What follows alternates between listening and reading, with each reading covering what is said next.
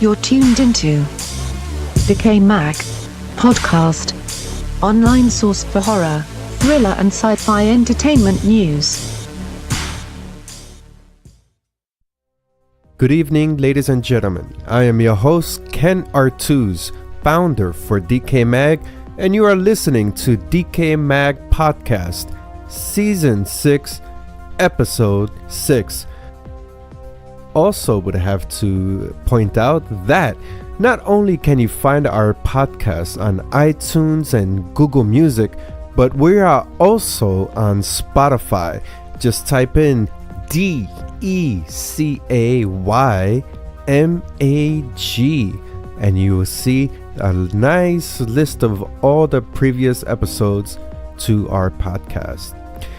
This episode, we will be presenting not one, but two roundtable interviews. The first one is for the film Let's Play Dead Girl. Joining us for this roundtable interview was the writer and director Christian Alexander Morán, actresses Yessenia Rivas, Laura Guzman, and actor Tomas Bergland. The film, here is a synopsis of the film, is very intriguing, and I personally enjoyed it because it was a Latino driven film with a plot that really hits home with the social commentary. The synopsis reads as follows. Let's Play Dead Girl is a story inspired by true events about three girls' experience with Slender Man in early 2014. Josephine and Judah are best friends who create a mysterious godlike creature named Alto. They write stories, draw pictures, and always talk about him. They become completely obsessed. The girls create a website dedicated to Alto. It gains thousands of followers. One day they decide that the time has come to bring him to life, and the only way to do that is by sacrificing one of their friends. What about this story will make your skin crawl? The girls are only 12 years old. And I have to stress out that most horror films start out with this bullshit based on a true events, and you question, what events are you talking about? Well, that's not the case with Let's Play Dead Girl. In our second roundtable, we feature co-writers Tara C. Hall and Joshua Johnson. Joshua Johnson also served as director for Buzzard, Hollow Beef. This feature film is making film festival circulation, and here's the synopsis. A psychedelic horror that follows a family who, after experiencing vivid hallucinations, believe that they have been poisoned by cannibalistic hillbillies. Much like the first film I described, Buzzard Hollowed Beef also has a social commentary, and in my opinion, watching this film, that would have to be tainted foods. Hey, we all know Monsanto is providing us with those hearty fruits and vegetables that you get at Whole Foods that are filled with chemicals. Yay for paying for those top dollar prices for quote unquote organic foods, but that's just my opinion. Anyway, this podcast is filled with information. We're going to be talking about some upcoming films, also a brief spotlight on upcoming indie video games, and trailer first impressions. And without further ado, here is DecayMag podcast season 6, episode 6.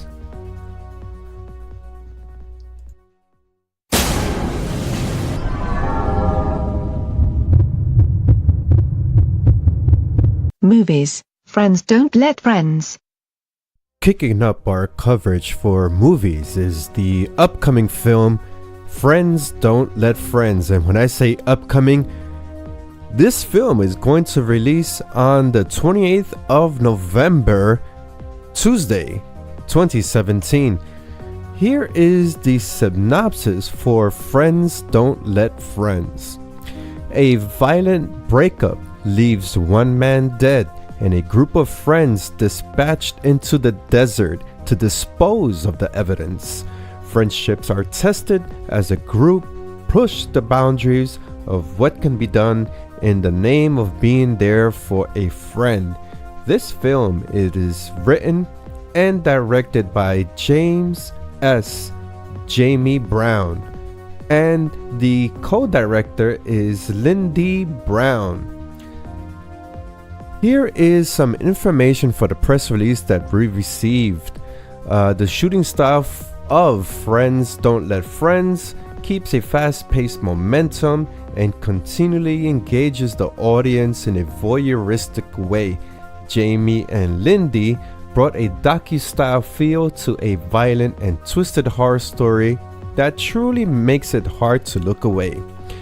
Now, watching the trailer for Friends Don't Let Friends, I couldn't help but find the similarities with I Know What You Did Last Summer.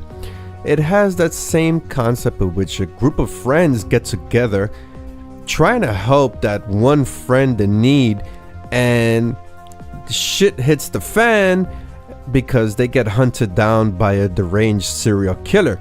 In this instance, what the co-writers did for Friends Don't Let Friends, it has that same vibe, but it is also different because we don't see a serial killer per se.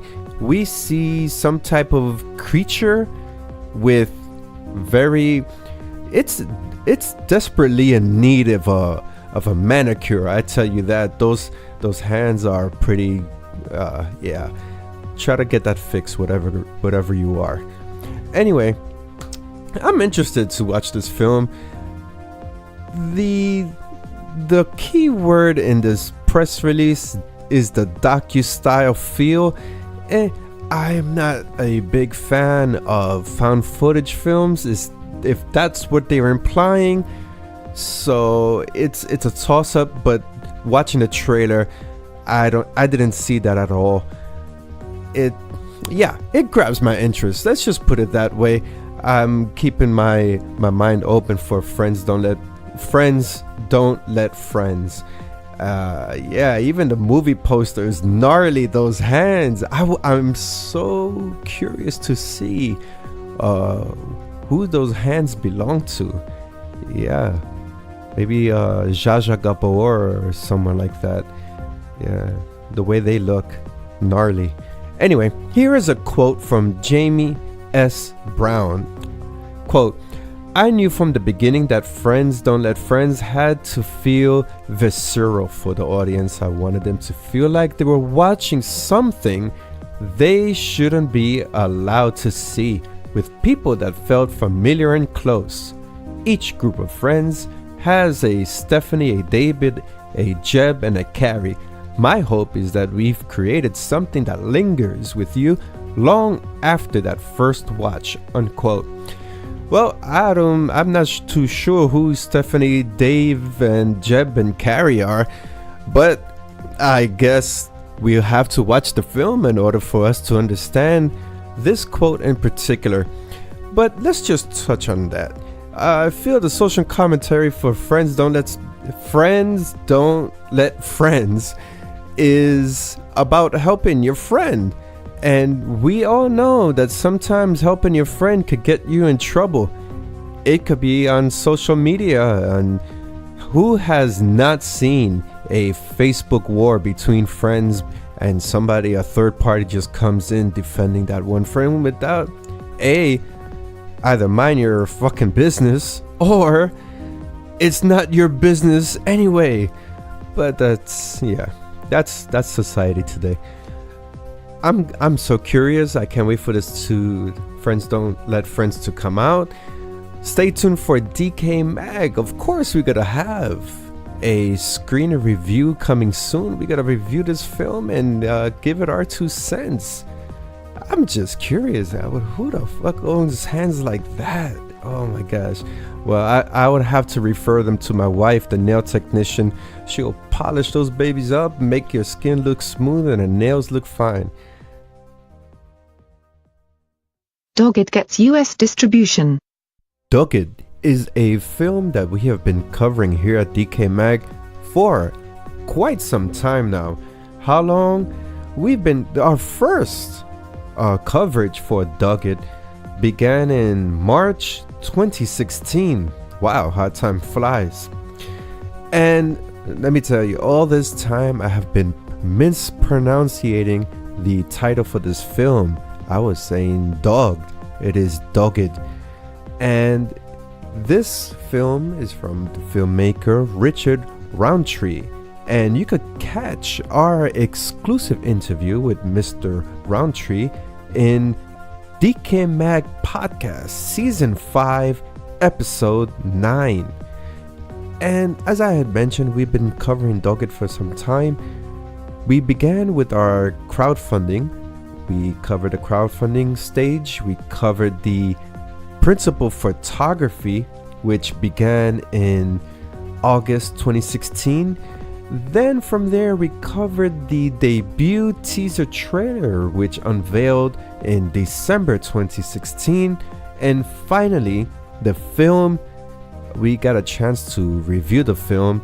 And this is one of those instances that you are eagerly awaiting for that production to release, so that way you could watch it. It's like Christmas time. You're waiting for that PlayStation to be underneath that tree. This was my PlayStation, I'll tell you. I was looking forward to watching this film. And be sure, go to DecayMag, DecayMag.com, where I conducted a film review for Dogged. And here is the synopsis for Dogged. When Sam returns home to the tidal island where he grew up to attend a funeral, he soon discovers that the seedy underbelly of this small community harbors more than just a few secrets. This is a psychological thriller. At first, I watched this film 3 times for my review, and in the first viewing, psychological thriller. I don't know who would miss that point. Hey, I don't know. They're probably watching another film, but don't miss this film. I'm telling you, this is a real good film. It runs in 1 hour and 56 minutes. And when I say don't miss this film, it's because we are providing another scoop.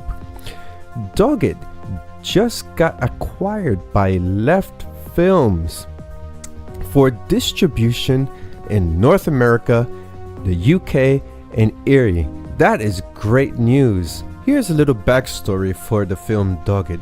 It was adapted from an award-winning short film from the same title, created by Richard Roundtree.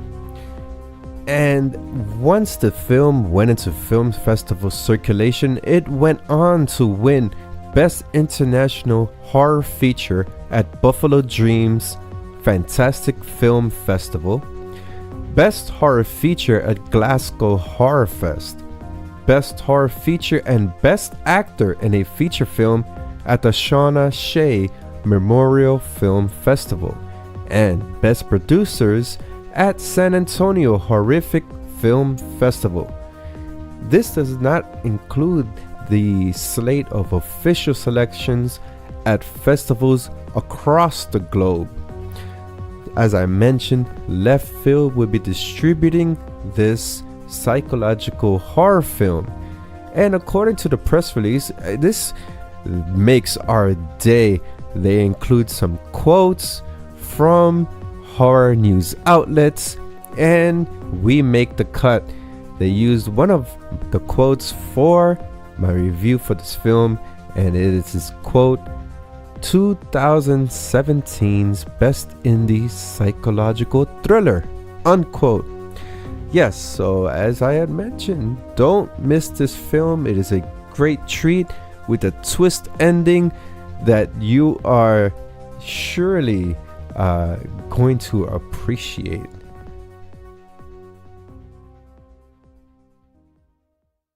Crocodylus premieres for Charities. Crocodylus will be making its premiere on the 3rd of December at Mount Dora, Florida. The time would be 6 p.m. This is a red carpet premiere, and what sets this apart from the typical red carpet premiere is that all the proceeds will be donated to Mount Dora Charities. That is fantastic. Now I could see the irony because Crocodylus is a creature feature about a giant killer crocodile. The irony is perhaps one of the charities would be to save the crocodiles. Picture that. Anyway, the synopsis for Crocodylus reads as follows. A dark secret is unearthed by a local farmer. Local paleontologist reveals it is the remains of a prehistoric monster, Crocodylus. Its tribal seal has been broken, unleashing terror upon the local townspeople. I'm unsure if there's a typo here. It's supposed to read its terrible seal has been broken, but that is on imdb.com. The director is Miles Erfurth, and he also serves as writer. Michael McLaren also serves as co-writer. I enjoy creature features that are grounded with a realistic base. This particular film is not a cryptozoological theme. We have in fact been seeing a number of monstrous crocodiles in and around Florida. That's no surprise. And there's also some monstrous snakes, anacondas, and yeah, it's turning into a wicked jungle out there. Keep your poodles and your small pets indoors. In any event, well, they're my both crocodiles and snakes. I love them. I would move to Florida just to see them walk across my lawn. I have small pets. I would keep them indoors, of course. But hey, that's if you treat those animals nicely, they're not gonna bother you. That's their land first. That's my opinion. Anyway, December 3rd, 6 p.m., Mount Dora, Florida. We'll be providing the link where you could get your tickets if you're in the area. And keep in mind, all proceeds for this red carpet premiere goes to a worthy cause, Mount Dora Charities, and perhaps they could save the crocodiles. We don't know. It's a collective of charities. We have covered Crocodylus before. We had conducted a trailer first impressions. That was back in August 2017. So be sure to visit DecayMag, DecayMag.com, and read up on our first impressions. The title of our article is Crocodylus Indie Creature Feature set to release fall 2017. Looks like they're right on track for their release.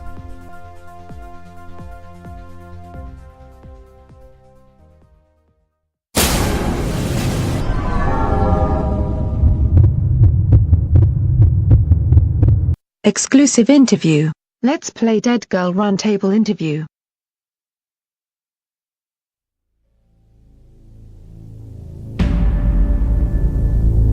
It's just one little sacrifice. Our tomorrow will be with him holding his hands. Alto! Where are you? Show yourself! I did everything what you wanted me to do! Everything.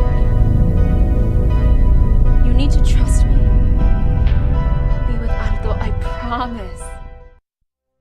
At the top of the hour, I introduced the roundtable interview for the film Let's Play Dead Girl. This is a short film which is currently in film festival circulation for the 2017 calendar year.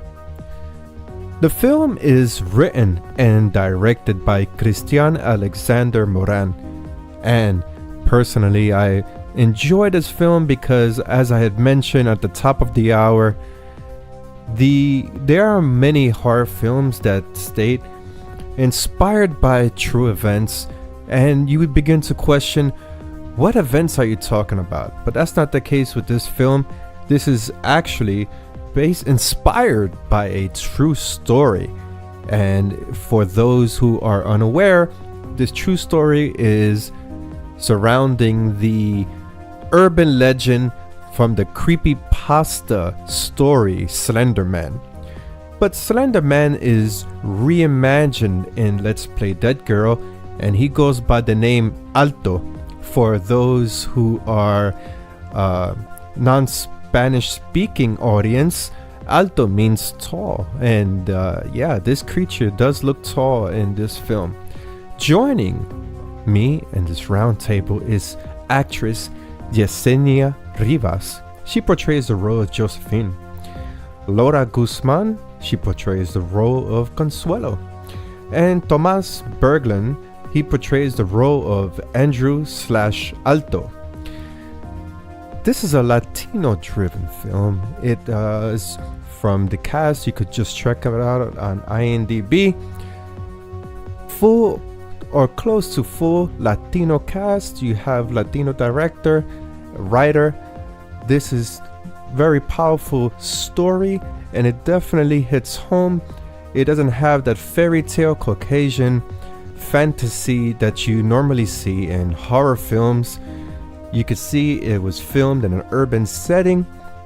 I'm not using the word urban as in a bad context. No, urban meaning city. For those of you who are very politically correct with each syllable that is being spit and across whatever media that you listen to. So, without further ado, here is our roundtable interview with the cast of Let's Play Dead Girl and director-writer Christian Alexander Morán. Good afternoon, ladies and gentlemen. This is Ken Artuz, founder for DecayMag, and welcome to our roundtable discussion for the film Let's Play Dead Girl. The film is currently in film festival circulation for 2017. It screened at the Women in Horror Film Festival, and it was also a finalist. The film has accumulated 26 nominations and has won 15 awards, including Best Picture, Best Film, Best New Jersey Drama, Best Horror, to name a few. Joining me in this roundtable discussion is actress Yessenia Sabrina Rivas. She portrays the role of Josephine. We have the antagonist, Alto, portrayed by Tomas Bergland. And we have the character Consuelo. She's portrayed by actress Laura Guzman. And also joining us on this conversation is director-writer Christian A. Morán. Thank you for joining me this afternoon. Thank you for your time. I have questions across the board, as generalized questions for everyone. So when you answer the question, just say your first name so that way we know who is answering the question. Okay. Great. And Let's Play Dead Girl touches on a true story. From my interpretation, the film delves on one of the aspects that has to do with obsession, beginning with director Christian Morán, and we'll go down the aisle. What was your interpretation on this obsession for this mystical creature, and how does that pertain to real life scenarios? Well, I think I think it's a generation thing. where a lot of people are very obsessed with, I guess you would say, like the iPhones, and, having that phone is part of now your, let's say, your left hand, and you need all the information from it. So it's become like an obsession to just, gravitates towards updating your social media and stuff like that. And, Slender Man is like our this generation's Freddy Krueger, Jason, and stuff like that. And so, a lot of, it's one of those questions a lot of the kids, you ask them who Slender Man is and they can respond, but somebody in, let's say, my generation group of, Generation X, and you ask them who Slender Man is and they don't know. So it's, one of those things that, intrigues me. It's like, okay, let me dive into this generation's boogeyman obsessions. Yeah. So Yessenia, I guess I'll go next. For me, the obsession, especially with like Josephine, is this idea that there's always something better, and it pertains again to like the social media. This idea that something we see online is so much better than what we have, and so we're constantly striving to, like, take the picture like all those people that have thousands of followers on Instagram. And it's this idea that once you become popular on social media, like, your life is important and it matters. And I think especially for my character, Josephine, that was really important for her to feel like she mattered, and that there was someone and something out there that cared about her and that would make her better than where she was at currently. Hey, this is Laura. Piggybacking on both Christian and Yessenia, I think it's also about the obsession of fitting in and feeling wanted, feeling, like Yessenia said, important, and just clinging on to something that gives them value and hope for a better life. And I know for my character, Consuelo, it was very important for her to fit in and just have this group of friends that understood her and that she understood, and it made everything better because they were in it together.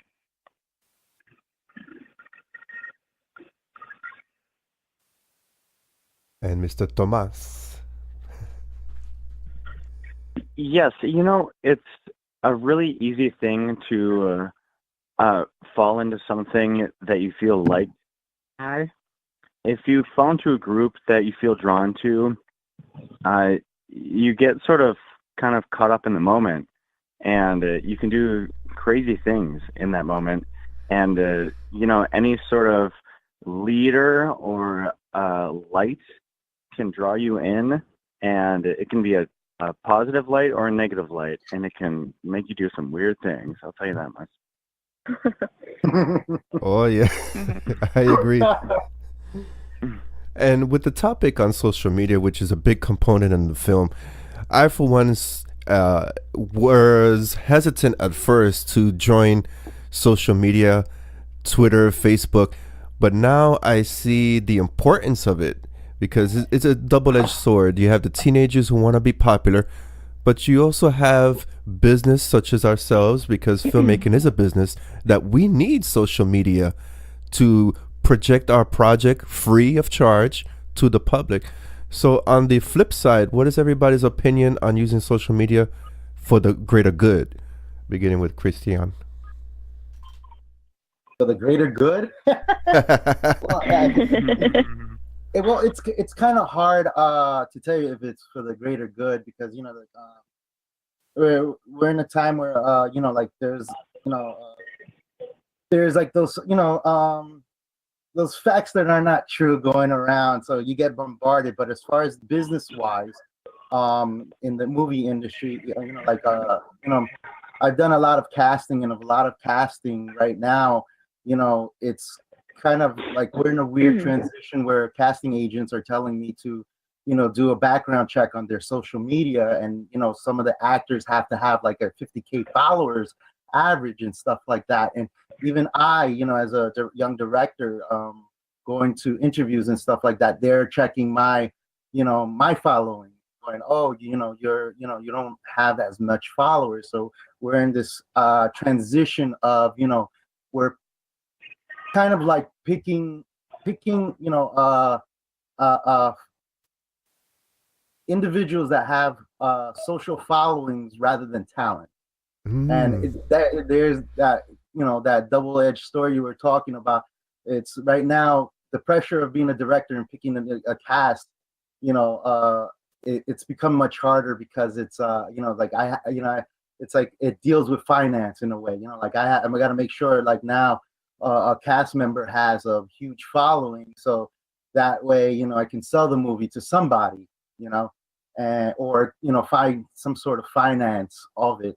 So as far as social media, I'm all for it and stuff like that, but just the fact that people are looking for that you have this amount of followers behind it is kind of ridiculous to me.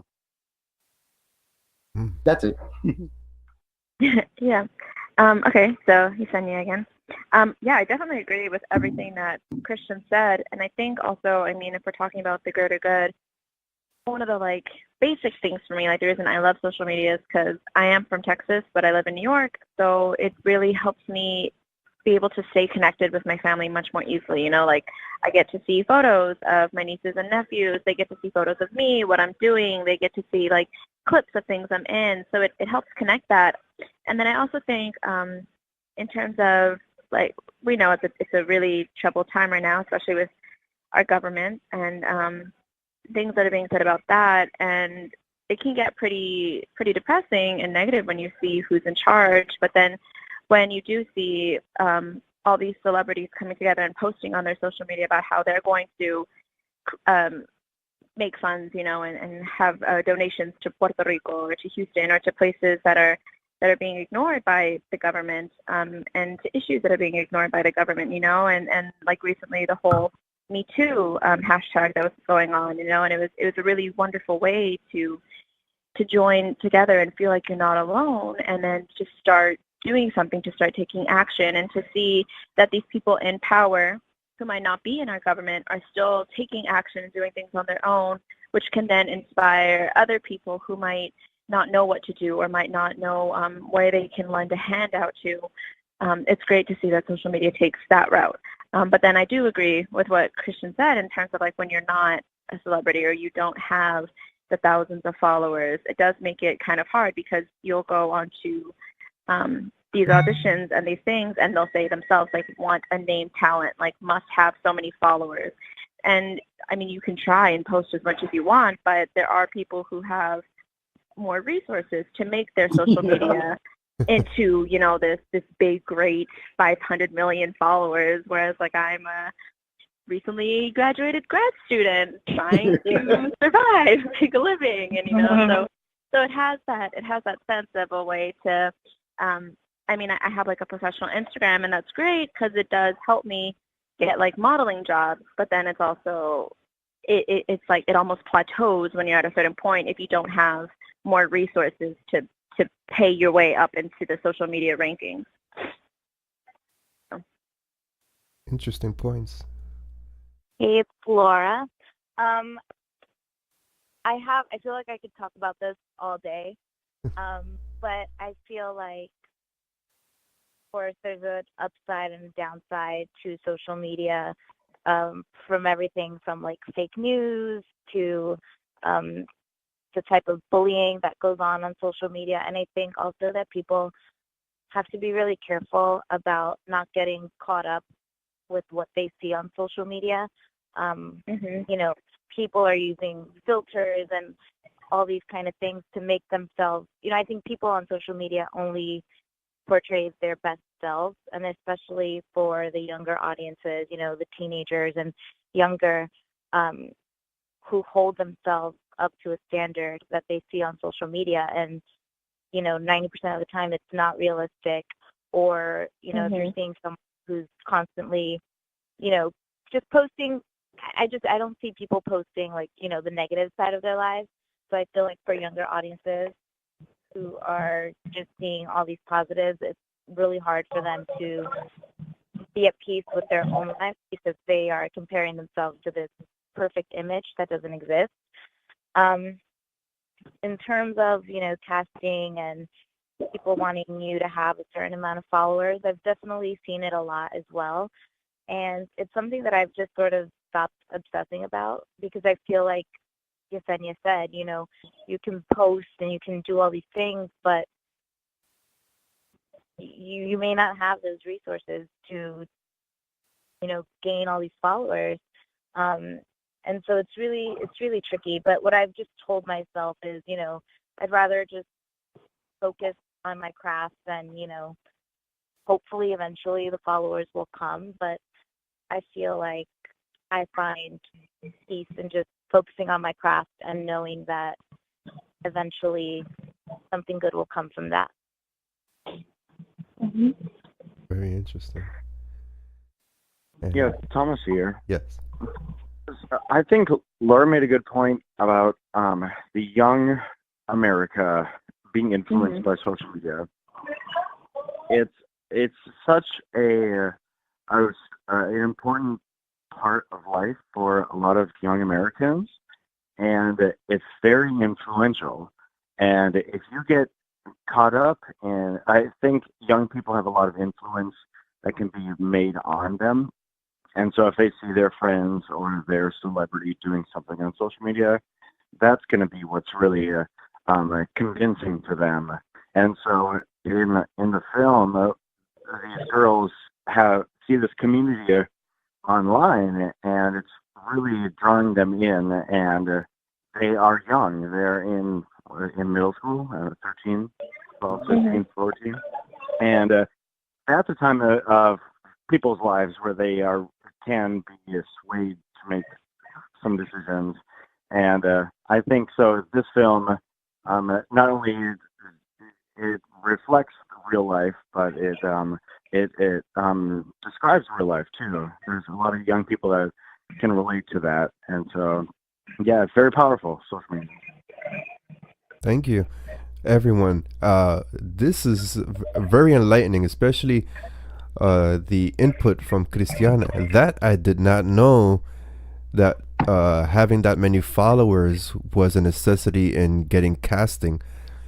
That is so surprising. It's one of those things. I do a lot of research on the numbers. I'm a very numbers guy, and it's like within the whole summer, there's a whole bunch of media camps that opened up, and those young kids that are around the ages of let's say 8 years old to 13 years old are already averaging those type of numbers, and that are going to those media camps. So just imagine when they're like 18 and they're hitting the actors world or whatever media thing they're doing, the YouTubers and stuff like that. Those numbers that are acquiring in, they're very high. So estimated from 5 years from now. So it's one of those things that I myself as a filmmaker that is kind of like also trying to do an independent label type of thing for my films. I have to look at it and see how to capitalize and promote myself in those, and in a way I'm like competing versus the YouTubers type of thing, and I have to figure out a way how to compete with them. Exactly. Wow. Amazing. And another point that was brought up in this discussion, I believe it was Yessenia, about seeing the negative in life. And that also applies to business, because if you go to YouTube, you see these guys flashing the money, flashing the cars, but they don't show the grind, because from a creative aspect, everyone from artists to filmmakers have to have a daily grind in order to climb that ladder, secure roles, become a film director. It's easy to portray that glamour without the work that gets put into it. So thank you. This is very insightful information from across the board. Thanks. Yeah. So another play into Let's Play Dead Girl is the supernatural element, and as we all know, we have the Slender Man concept here. Coming from this approach, using the Slender Man as opposed to other urban legend creatures, what was the focus on this particular character that does resonate with this younger generation, and the the impact of fear that he projects? Christian. Well, let's see.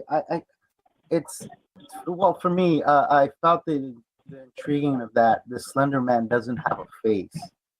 You know, that's what intrigued me. It was like, why do these kids like this creature, this very tall creature, man-looking thing in a suit, out of all things, with no face? And it's something that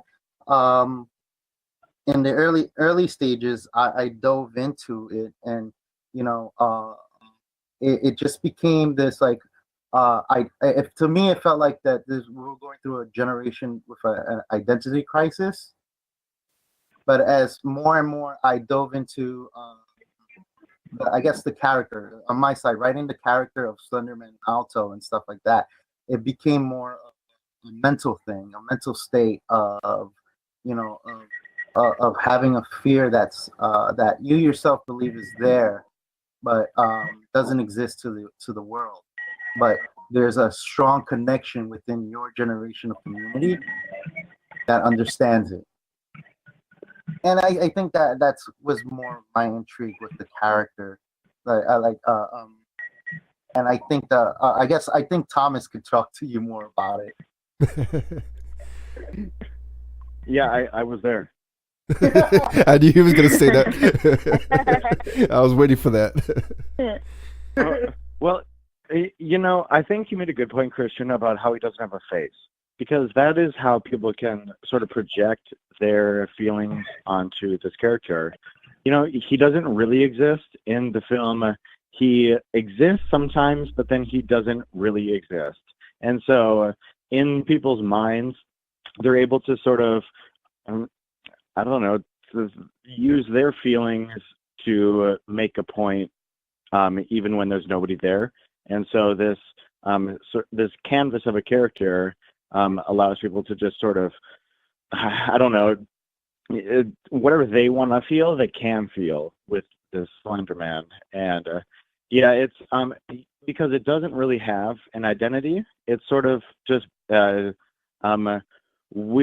it's blank, but also sterile. I feel like Slenderman has the suit, and he's just very dry. He doesn't move very quickly. He just sort of is there, lurks.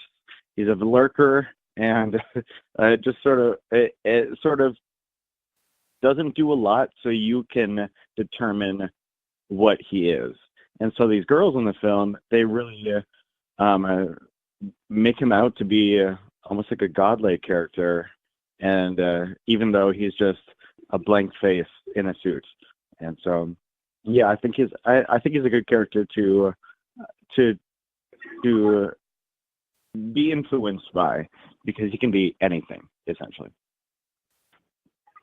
Yeah, this is Yessenia. I agree 100%, especially like as we see in the film, like all our characters see Alto, the Slender Man character, differently. Like my version is in this black suit, like very dark, very, very mysterious, and then but he's also seen in this like foresty version, flowing and lots of twigs and vines and stuff.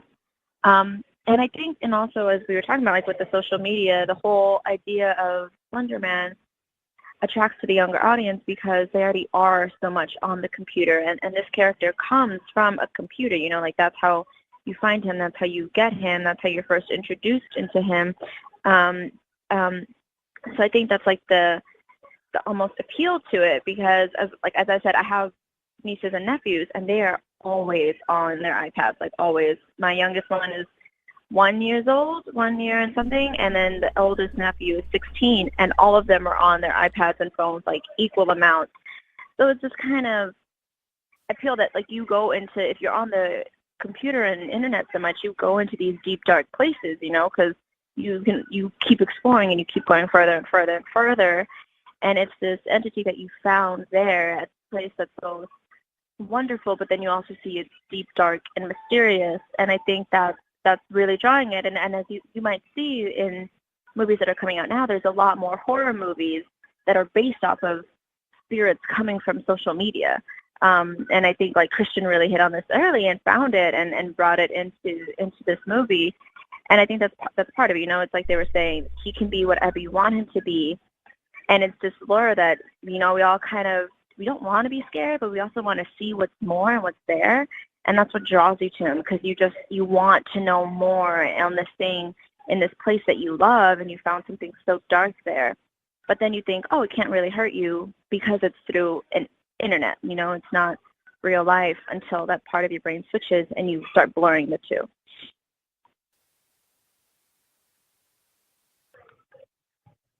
And hey, this is Laura. Yes, I agree with everything that's basically been said, and I also really agree with the point that, or the fact that Slenderman or Alto in our film left up to your imagination, and even as a viewer, it's left up to your imagination how this character moves, this character is capable of, how this character sort of affects you as a person. So it's different and individual for every single person. And I think that that's really cool, because it's not just one image of what this character can be. It's pretty much any image that you identify with or that you see on the screen. And then again, back to social media, just to reiterate what Yessenia already said, I think that's really a big piece of appeal for the audience, because we're all pretty much consumed by social media, by the internet, by all these posts, and just this overload of information that you can't really escape it seems. It's just so much information coming at you at once. And then I feel, in the film, our characters, they have so much going on in their personal lives and their home lives, and then this is their escape, which I think in real life, for most people, the internet serves as an escape, whether it's watching YouTube videos or playing video games or posting on social media all the time. I think that's one of the ways that the viewer will identify with us. That is absolutely true. And excuse me. One quick question for just Christian. My curiosity with the character Alto, is that a play? Because Alto is Spanish for tall. So was that the play for the name of this character? Yeah. Yeah, it was, it was just part of, like, when I initially started writing it, it was, I wanted to make it my own, and the best way to make it my own is, to put it my, like, make it very Latino, and I, it's like from, and it's one of the things is like, I was like, okay, so our boogeyman is going to be called Alto. So very simple. Let's get it out of the way, type of thing. That is awesome. I as soon as I read the synopsis, I'm like, hey, that's a clever play. Very good. Well done. So for this next question across the board, we talked about social networking. We talked about the creature Alto. Slender Man, as it has been emphasized, is faceless. In my interpretation, while watching the film, and also recalling high school years, god damn, I want to even forget that. Every child who is not in the quote unquote clique is a faceless individual, and they project their personality on social media now. But back then in the day, there was no such outlet. Does this creature symbolize, in a social commentary type of way, how teenagers are growing up in today's society? Starting with Christian. I would say in a way, yeah, because it's like when I made it my own, when I was starting writing the story, a lot of the things that incorporated that I was bullied for about a year. In a way, in my very first freshman year of high school, and I was bullied in a way that every day I was asked to join a gang, and I had guns put in my face, axes in my throat, and just getting beat up every day. So it was for a year. So within that within that year, everybody I went to had like a, like a weird solution. Like I would go to a police officer and tell him, hey, I need some help, and he would teach me how to fight. Or I would go to, like a cousin, a family member, and he would say, like, go to your guidance counselor. And I'm like, oh, can't you help me? And then I would go to the guidance counselor, and the guidance counselor actually mocked me because I couldn't defend myself. And it's just one of those things that, I as the writer kind of like projected, because at the time I felt that, I didn't have a face. I didn't have a voice. I was falling through the cracks of a system. So when I started writing Josephine and Judah, it just became that these are kids that are being beaten by their with Josephine being beaten by her family, neglect, and a girl that just kind of with Consuelo, a girl that I always felt that she just moved into the neighborhood and was just trying to fit in and belong, and I was like, okay, these are kids that are somehow in some way neglected, that doesn't have a voice, and they're trying to find it. And I feel that this generation is also the kind of like the same way, we kind of hide like behind a computer with real no identity, only our words that makes this like person, through chat rooms, when we're talking in chat rooms, we really don't know who the person we're talking to, only by their only identity are the words they're saying, but do we really know how they look, how they really are, and stuff like that? So I kind of feel like my connection, my generation kind of connects with this one. That's it. Yeah. So, oh, wait, what? Okay. So Yessenia again. Yeah, I agree. This idea of being like faceless is really interesting, especially like, so this movie is about young girls in like junior high. And if you look at young girls, or a lot of them, today, their faces are just like covered in makeup, and they're wearing the latest trends, and they're constantly shopping, and they spend hours doing their hair. And like, I'm not judging anyone. Like, if that's what makes them happy, that's fine. Like, live your life, do your thing. But I've been talking to some people, and it's so interesting. I was talking with this makeup artist, and she goes, it's really interesting to see these young girls trying to do their makeup exactly like people that they see on YouTube, like the YouTube artists, and not learning their own face. They just learn how to make the makeup up in the way that it's done on this person that they admire. And so they try to create their face to look exactly like someone that they admire, rather than learning their own features, learning their own face, their tones, what makes them themselves, rather than like covering themselves completely and looking like someone else, which is, and again, in a sense, trying to fit in and trying to be the person not getting bullied, to be the person that's cool, that's liked, that has all the friends, that has this, again, this idea, is like Laura was talking about, like, you have this perfect life and you're not struggling, everything's great.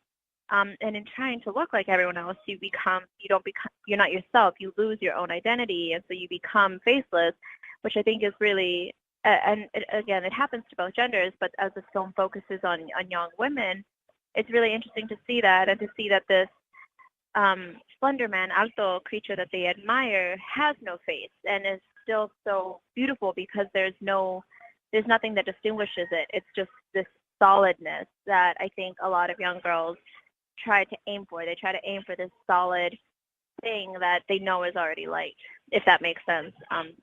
Yeah. Yeah, absolutely. Next up. Hey, this is Laura again.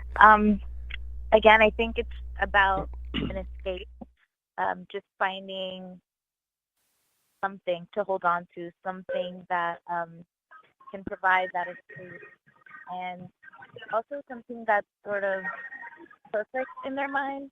So I feel like since Alto has no face, each of the characters can create a face for him and create their own reality. So it's almost perfect in the guise of whoever's watching, whoever's seeing, and they're creating them in their own mind. And it's just, and the whole, from them actually also to the community that they have online and the forum and the boards where they go in to chat with the community. It's just a great escape for them to escape from their lives at home. Thank you. And Tomas? Yeah, I think it's interesting. The generational thing is children, 10, 15 years ago, before cell phones and before smartphone, where it was more of a community. You actually had to talk to people in person with your friends or in a chat room on the computer. And so it's interesting to see that just knowing who you're with and who you're chatting with can really influence you. And so I can imagine how being bullied would absolutely affect your behavior and influence who you hang out with, because for a lot of children or younger people in middle school, their friends are their most important thing and who they're with. And so I think the film being on a computer versus in the film, the girls are in a chat room and it's all on their computers, and their community is what they found. They found something to be connected to, and instead of it's a versus like a cell phone in your pocket, it's more of a group of people. I'm not. You get what I'm saying, right? About how Yes, absolutely. Yeah, and so it's more of the idea of who you're with, and I think it's important. It's very, very powerful. Exactly. Yeah, and this is Laura again. I just want to piggyback off of what Tomas said in terms of friends doing everything for girls at that age, or just kids at that age. Especially for Consuelo, we see how she, is just really, really longing to belong, really longing for, those friends. She even says in the film to her mom that she wants friends, just how she had friends growing up who were always there for her and who she could always confide in. And I think, being so young at that age, you're easily influenced. And you're also just really longing to belong. So Yeah, it's Yep. So this is Yessenia again. Just to kind of add on, I think also it's as they're saying, like, friends are so important, and when you're at that age, also, you start getting interested in dating and relationships, and I think it's really interesting that Christian kept Alto as, well, obviously we know Alto as a creature, but we constantly refer to him, as a he, as a male, which is just really also interesting because all three of these girls, or especially Judah and Josephine, are trying to please this authority male figure rather than it being like a woman figure that we're trying to grow up to be, or like we're not trying to become necessarily.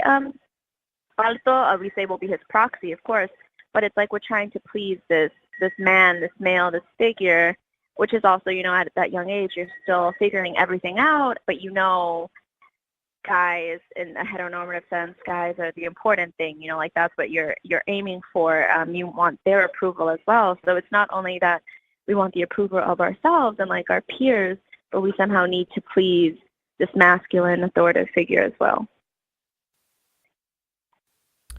And to piggyback on that, Yessenia, you just took my next question. Oh, sorry. I was going to delve into that.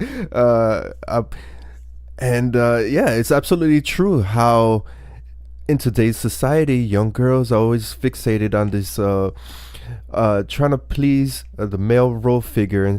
And with horror, how we have developed now, now we have strong female leads, which I'm 100% backing, as opposed to back in the 70s. The women were more submissive, and they'll fall, they'll run through the jungle, fall, and then you have the killers slashing them up. So we've come a long way. Yeah. We've come a long way, but unfortunately it's still prevalent in the society where kids are growing up, and they trying to get to that next character. Um, Also, this question is for Tomas. Before I do the general question, how did you come into the role of playing this a character Alto? This type of character is more of his action speaks louder than his words, and that is a very complex acting to portray, because you have the Michael Myers, you have the Jason, and it's just the demeanor, the walk, the strut. How did you approach this role? Well, it's really a portrayal of the girl's thoughts. It's almost how would you think that they would want to see you? Because this is their world. This is their also that they created. This is the that they created, and so you want to be able to be convincing to the girls almost. That's what I want. I would want to be able to make them believe that I'm real, because that's what they want. They really want this Alto character to be real, to make themselves happy, and so. I was just watching It, the remake of the movie It, and he really convinces the kids to believe in him, and they want to believe in him, because a lot of people have drive just to believe in something, and so to be able to almost like project their feelings. You're looking for something to draw them in. But have them be comfortable. They're looking for you, and so what I was wanting to do is just connect with the girls in a really creepy way, I guess, because I'm trying to lure them into the cult this world. But in a comforting way, really. They just wanted to be comforted. They wanted to find their community, and so I was just looking for. To be a leader for them. Yeah. Well, I tell you that he's one creepy guy. I see him looking at footage from, especially in one scene that he's just creeping up from, I guess, in the forest scene in Act 2. Well, actually, Act 3. You're crouching up in the forest. That's creepy. Yeah, it was really cold. I'll tell you that much. And I was wearing a diaper, essentially. So, yeah, it was interesting. Interesting scene. So we all know Let's Play Dead Girl. It has that, based on a true story, which this scenario actually did happen. But what I find a pleasure in watching this film is the multicultural cast and the element to it. You have Latinos, you have Asian American, persons of color. What is your opinion on the advancements of us as a cultural group advancing in not only in film but in horror as well, starting with Christian? Well, I would like to be very positive about it. That I've gone to tons of film festivals. I've seen a lot of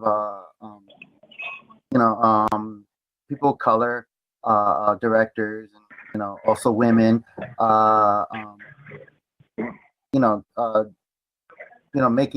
Making their films. But it's one of those things that I still feel that as far as the industry, they're so way behind. It's like it's 2017 now, and I would have expected that we would there would be more diversity in our movies and our television and everything.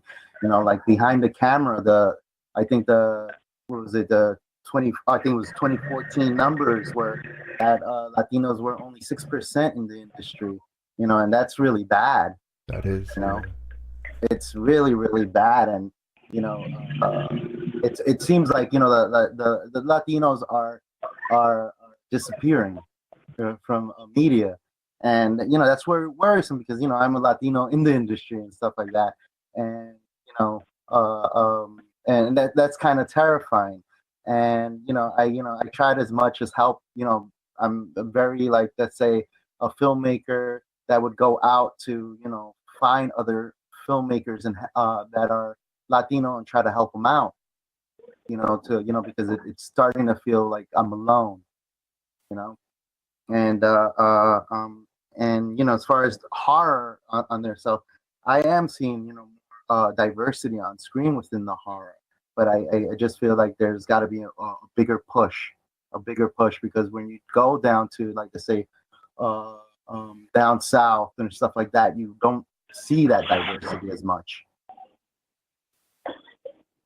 That's it. I could go on like this, but yeah. Yeah, okay. So Yessenia again. I think it is important for us to continue to expand in every genre because, like, in life, we're at every corner. We're in every class, every social class, every aspect of the world. There's multiple people there. It's not just restricted to one type of person or one race, one ethnicity. So people, horror movies, I'm gonna be honest, it's really hard for me to watch horror movies. I can be in them, but watching them is really difficult. But I see, like, my cousins and friends, and they love horror movies. Like Halloween time comes around as well, and they just, like, get really big.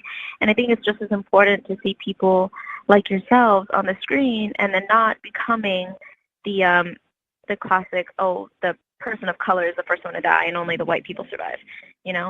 When you have a horror film that has a multi-ethnic cast, and it's all of us, like, we are the bad guys, we're the good guys, we're the troubled souls, we're the lovers, then it makes it much more real, and it goes away from these stereotypes or from just playing the same story over and over again. Then we finally get to see real life, a real scary life, and like, this story isn't just a tale, it's based off of something that really happened.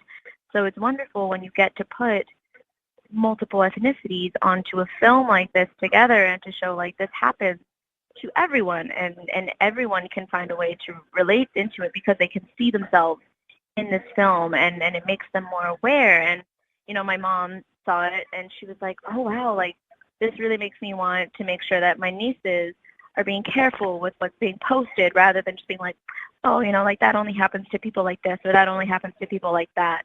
It opens it up for more people to connect, even in a horror film, and to have that fun, and to see something that looks like you survive or something, rather than always being killed off, even though my character does. But yeah. This is Laura. I think the media in general is very, very powerful. What we've seen, for me growing up, what I saw on TV, what I saw in magazines, what I saw, in movies, really affects me in ways that probably shouldn't have. Not seeing myself portrayed, not seeing women who look like me in magazines or on TV, or not seeing them, just seeing them playing roles that are stereotypical, like maids or, battered women or things like that, really affected me growing up. And so I know that when I look at roles that I want to take, I always want them to mean something and to be inspirational, so that the younger generation can look up to my roles and see that, they're not just going to be a high school dropout or, a single mom or something like that. These are the stereotypes that I grew up seeing on screen, TV, and film. I think we're headed in a better direction. I don't think, we're anywhere where we should be in terms of opening up the playing field for actresses of color and just, people of different ethnicities. And I think, like Yessenia was saying, there are multiple there are women doctors, there are, people of colors who are doctors, who are astronauts. And that's what I think is so great about a movie like Hidden Figures, when they, focus on these African American female scientists who helped NASA.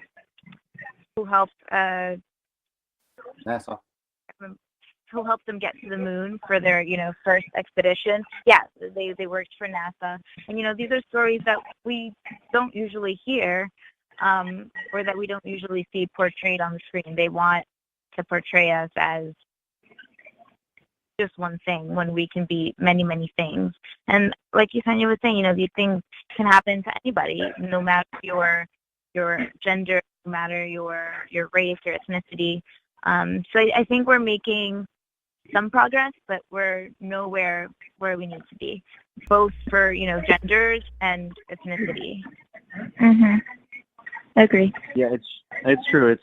I agree with a lot of like the stereotyping of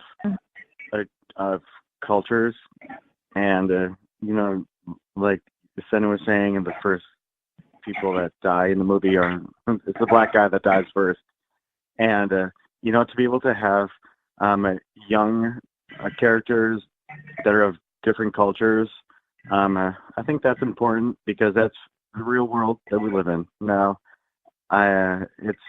We're over just all these same people doing the same roles all the time. I think people are being more conscious of who we are as like an American society, and we're looking for more diversity in films, and I think it's a great thing. And to touch upon this topic right here, Yessenia, you bring a very good point about how the stereotype issue. In my opinion, this is my opinion, I think the Latino community is setting itself back, because every time I walk into the room and my wife is watching the telenovelas, we always have the same roles. The poor girl goes with the rich guy, then you got the narcotraficantes, and we portray ourselves in this way. So it's like, you want to progress, but yet you're perpetrating the same thought system. And if a young person is watching these telenovelas, this is what we are. Yeah, exactly. Amazing. But I think also with in the sense of like novelas, like I get it. It's the whole like the poor going through their thing. I know for a lot of people that's like their sense of escape. But then you have to look at who's creating that. Like is it the people in charge, or is it the people like the people watching? Is that all they want to see, or is that just what's being provided to them?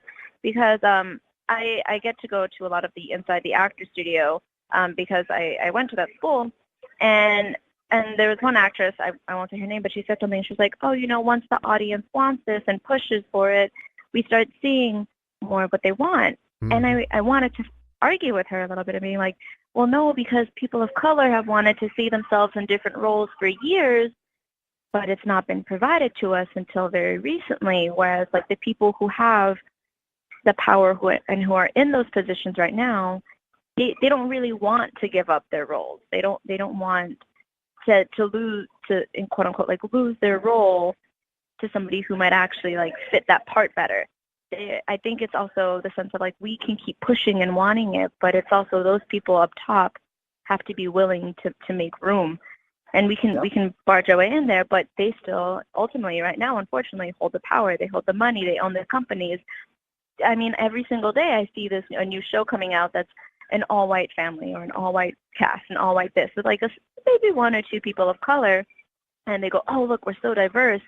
And then you get like one show like Jane the Virgin, which is amazing and it's wonderful and has a really strong Latino cast and many ethnicities, but then they bring in like 6 shows with all-white cast. So it's this kind of push and shove thing that like we're pushing here and we're like, we want this, we want this, we want this, but it's the people up top and in charge that aren't making the changes, which is frustrating. It is. And one last comment.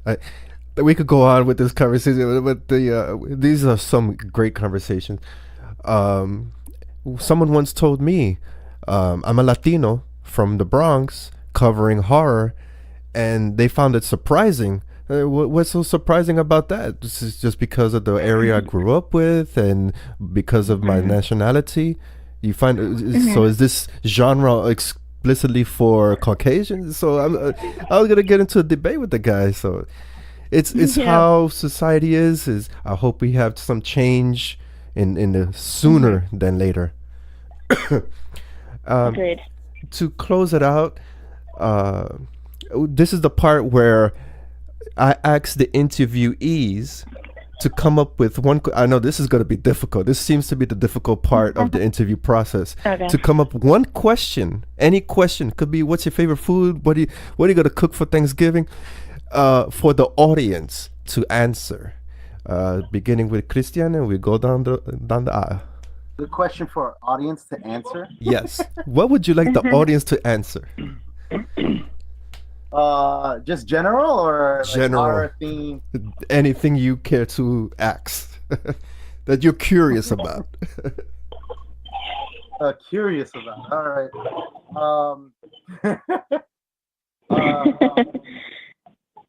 Are you gonna watch? Is the audience gonna watch a classic horror movie while they're eating their Thanksgiving dinner, or are they gonna watch a horror movie that has social commentary like Get Out? Ooh. Movie. That was a good one. Oh my God, I don't know. I don't have a question yet. Don't feel bad. That's usually the reaction.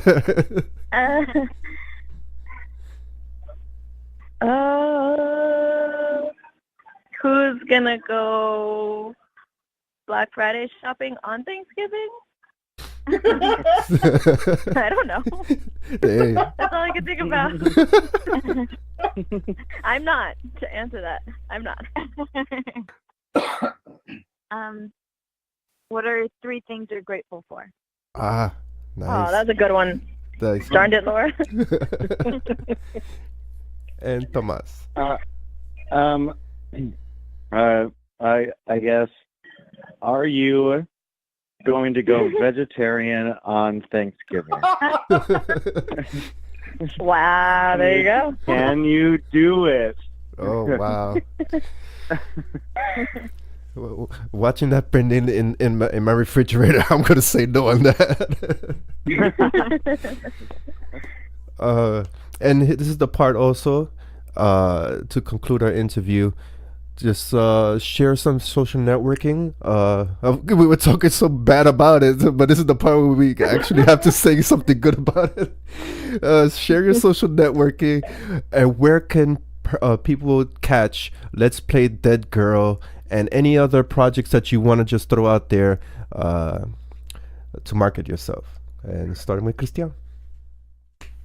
All right, so for Let's Play Dead Girl, you could go to Facebook, Let's Play Dead Girl page, and there you'll find everything that you need to know about Let's Play Dead Girl. And our next screening is at the Indie Film Night on Friday, December 1st at 8 p.m. In New Jersey. So you got that, and then you got Macabre Fairy Film Festival during January 12th to the 14th. And you can go up to their website to get ticket information, and it'll be in New York. So we'll be everywhere. So like that, and then too, we just struck a distribution deal, so we should be everywhere by sometime in 2018. Great. So we'll be pushing it, but follow Let's Play Dead Girl. Congratulations. Thank you. Okay, so Yessenia, you can follow me on Instagram at Yessenia Rivas. And then also I am going to be in a play called La Gota Fria, written by Ana Capone and directed by Rick Bowitt, which is going up at the Thalia Spanish Theater November 30th through December 3rd. The tickets are $18, and you can find us on Facebook at La Gota Fria. And it's a really fun play about a Latino family dealing with cancer. So yeah, you guys should come and check that out. This is Laura Guzman. You can find me on Instagram and Twitter at I am Laura Guzman. And I'm also on Facebook, Laura Guzman. And this is Thomas Bergland. You can get me on Instagram, thomas.bergland. And also check out the Let's Play Dead Girl Facebook page, because that's where we're all at. Well, thank you, everyone, for your time. I had more questions, but when you get engrossed in such great conversation, the time just goes by flying. And yeah, this is wonderful, very insightful, especially everybody's points of view on social networking. I learned a lot, and the film itself, Christian, I just feel I just had to add. Guns pointed at your face. Where were you, in Brooklyn when you were growing up? I grew up in Queens, and I grew up in Queens, and I was being recruited by the Latin Kings, Nietas. And they were quite big in Queens at the time. In all New York, they were quite big. So I was being recruited by them. Wow, that's stuff like that. I never got in there. I fought it for the whole year, but it was just, a tough year. That's insane. But I feel you, because I grew up in the same environment in the Bronx, and being bullied, got into some bad fights, and I said, you know what, I can't do that, and try to be passive throughout the high school year. So I feel you for that. Thank you, everyone, for your time. Have a happy Thanksgiving, happy New Year, and happy holidays. And congratulations on the success for Let's Play Dead Girl. It really resonated for me on multiple levels, because being a Latino and the social commentary with the social networking, it definitely hits Thank society you. The way it should. Thank you for Thank you interviewing. so much.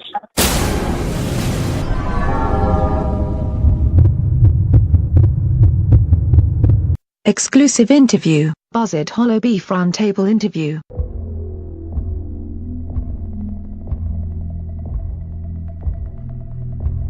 Man, your dad lives really far out. This is like deep, deep woods. There she is. Hey, Daddy. Got the whole family here for Thanksgiving, huh? Beef on Thanksgiving, it's a sacrilege.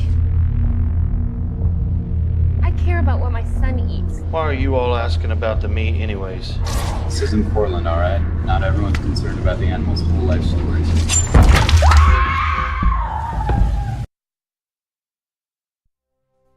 Buzzard Hollowed Beef, at the time of our interview, was just released on Amazon for rent or purchase, and is also available on iTunes. The film is, here's the brief synopsis for the film. Jordan Vollmer, a recently divorced single mother, plans a relaxing Thanksgiving weekend with her family and her best friend Paige. As the group ventures into the small town of Buzzard Hollow, they are greeted with strange and unsavory characters known as the Solomon family. When the Vollmers experience horrific hallucinations, they suspect that the Solomons are somehow involved. Joining me for this roundtable interview is director Joshua Johnson. He also serves as co-writer alongside Tara C. Hall. In my opinion, watching the film, it serves as a comedic horror piece of entertainment, but it also has that underlying social commentary, and in my opinion, it treks on food contamination, especially Monsanto, Whole Foods, and if you don't know what I'm talking about, just Google it. How customers are paying full price. They are paying for quote unquote organic foods, which is not organic because it's coming from Monsanto, and that is just genetically grown, produced, and marketed fruits and vegetables. Now, without getting too political, Buzzard Hollowed Beef is a great film to watch. Definitely has those moments that are especially the ending is definitely unexpected. And if you want to know some more insights of the film, the cinematography and other elements, do listen to the interview, but also check out our film review, which is live on DecayMag website. That is DecayMag.com.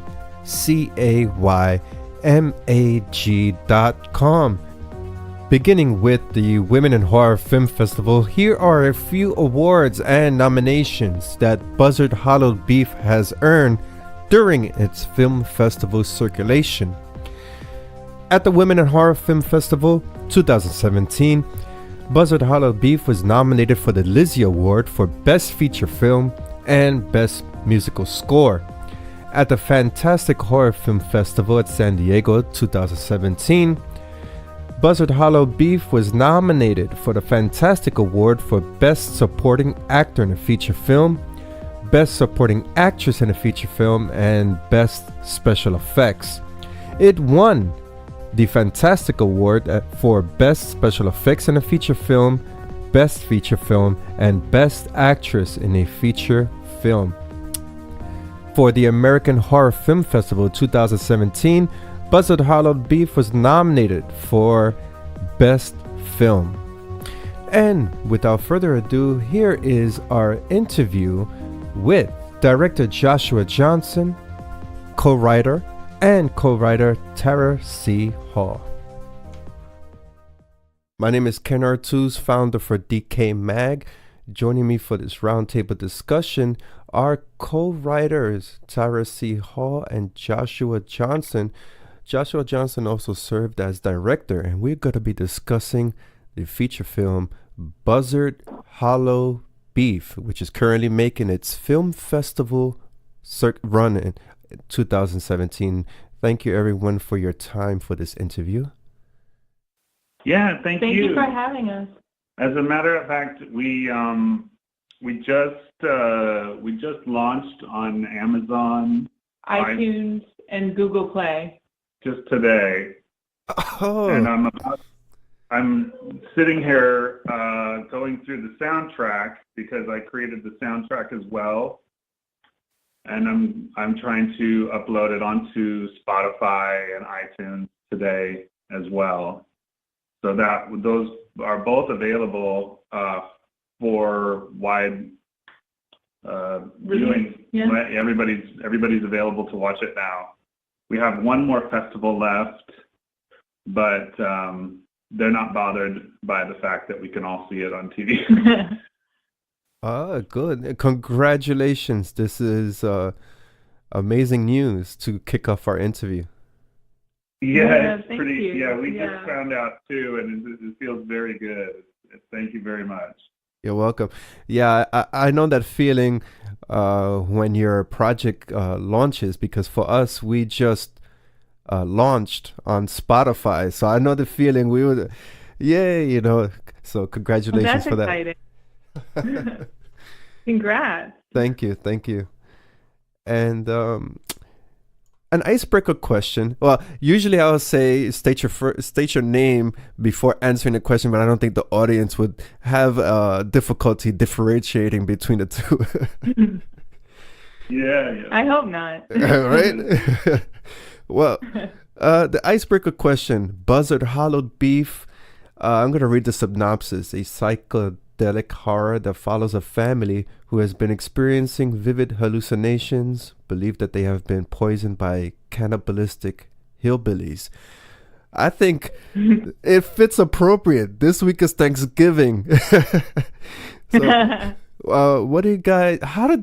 idea come together? Because I have not come across anything like this before. This is innovative. Oh, wow, thank you. It was Josh's idea originally. Yeah, we took a trip down to North Carolina to visit some family, and it was right around Thanksgiving. It wasn't quite Thanksgiving. People were in that in between Halloween and Thanksgiving time when people are kind of winterizing. Everything's kind of turning into winter, and we had a brand new baby who was maybe she was 6 months old or something, and people were constantly trying to feed her strange food that we would never, like, I mean, just Diet Coke and hamburgers and things like that. And I didn't really think of the people as like hillbillies or anything. They're all just regular people. But there was definitely a divide in our culture, especially when it came to food. And then one particular moment really kind of sealed it. Yeah, there was a woman in a small town called Brasstown, and I had my baby in a Bjorn, like a little baby carrier on my chest. And she saw her and she said, "Oh my God, your baby is so beautiful," and really like came at me, and I was like, "Oh, okay." And then she says to me, she goes, "Don't let anybody touch her." And I said, "Okay." And she goes, "I'm serious, like, are you listening to me? Don't let anybody touch your baby." And I was like, "Oh my God," like, and so I got the idea that maybe these people were trying to feed my baby and fatten her up and maybe eat her, something like that. And then it kind of turned into, like, what could they give her or give me that would make me hallucinate or think that, or make me realize that something was happening. Yeah. So what could that thing be? And then on a trip to Hood River, I got my answer. There's a brewery called Solera, and I'll give them a shout out because Solera Brewery is probably one of the best beers you'll ever have. But you can only get it there in Hood River. And they take their beer outside into the apple and cherry orchards that they have, and they let the wild yeast germinate on the top of the beer. So I saw a contamination idea that could possibly, be something that would make people hallucinate.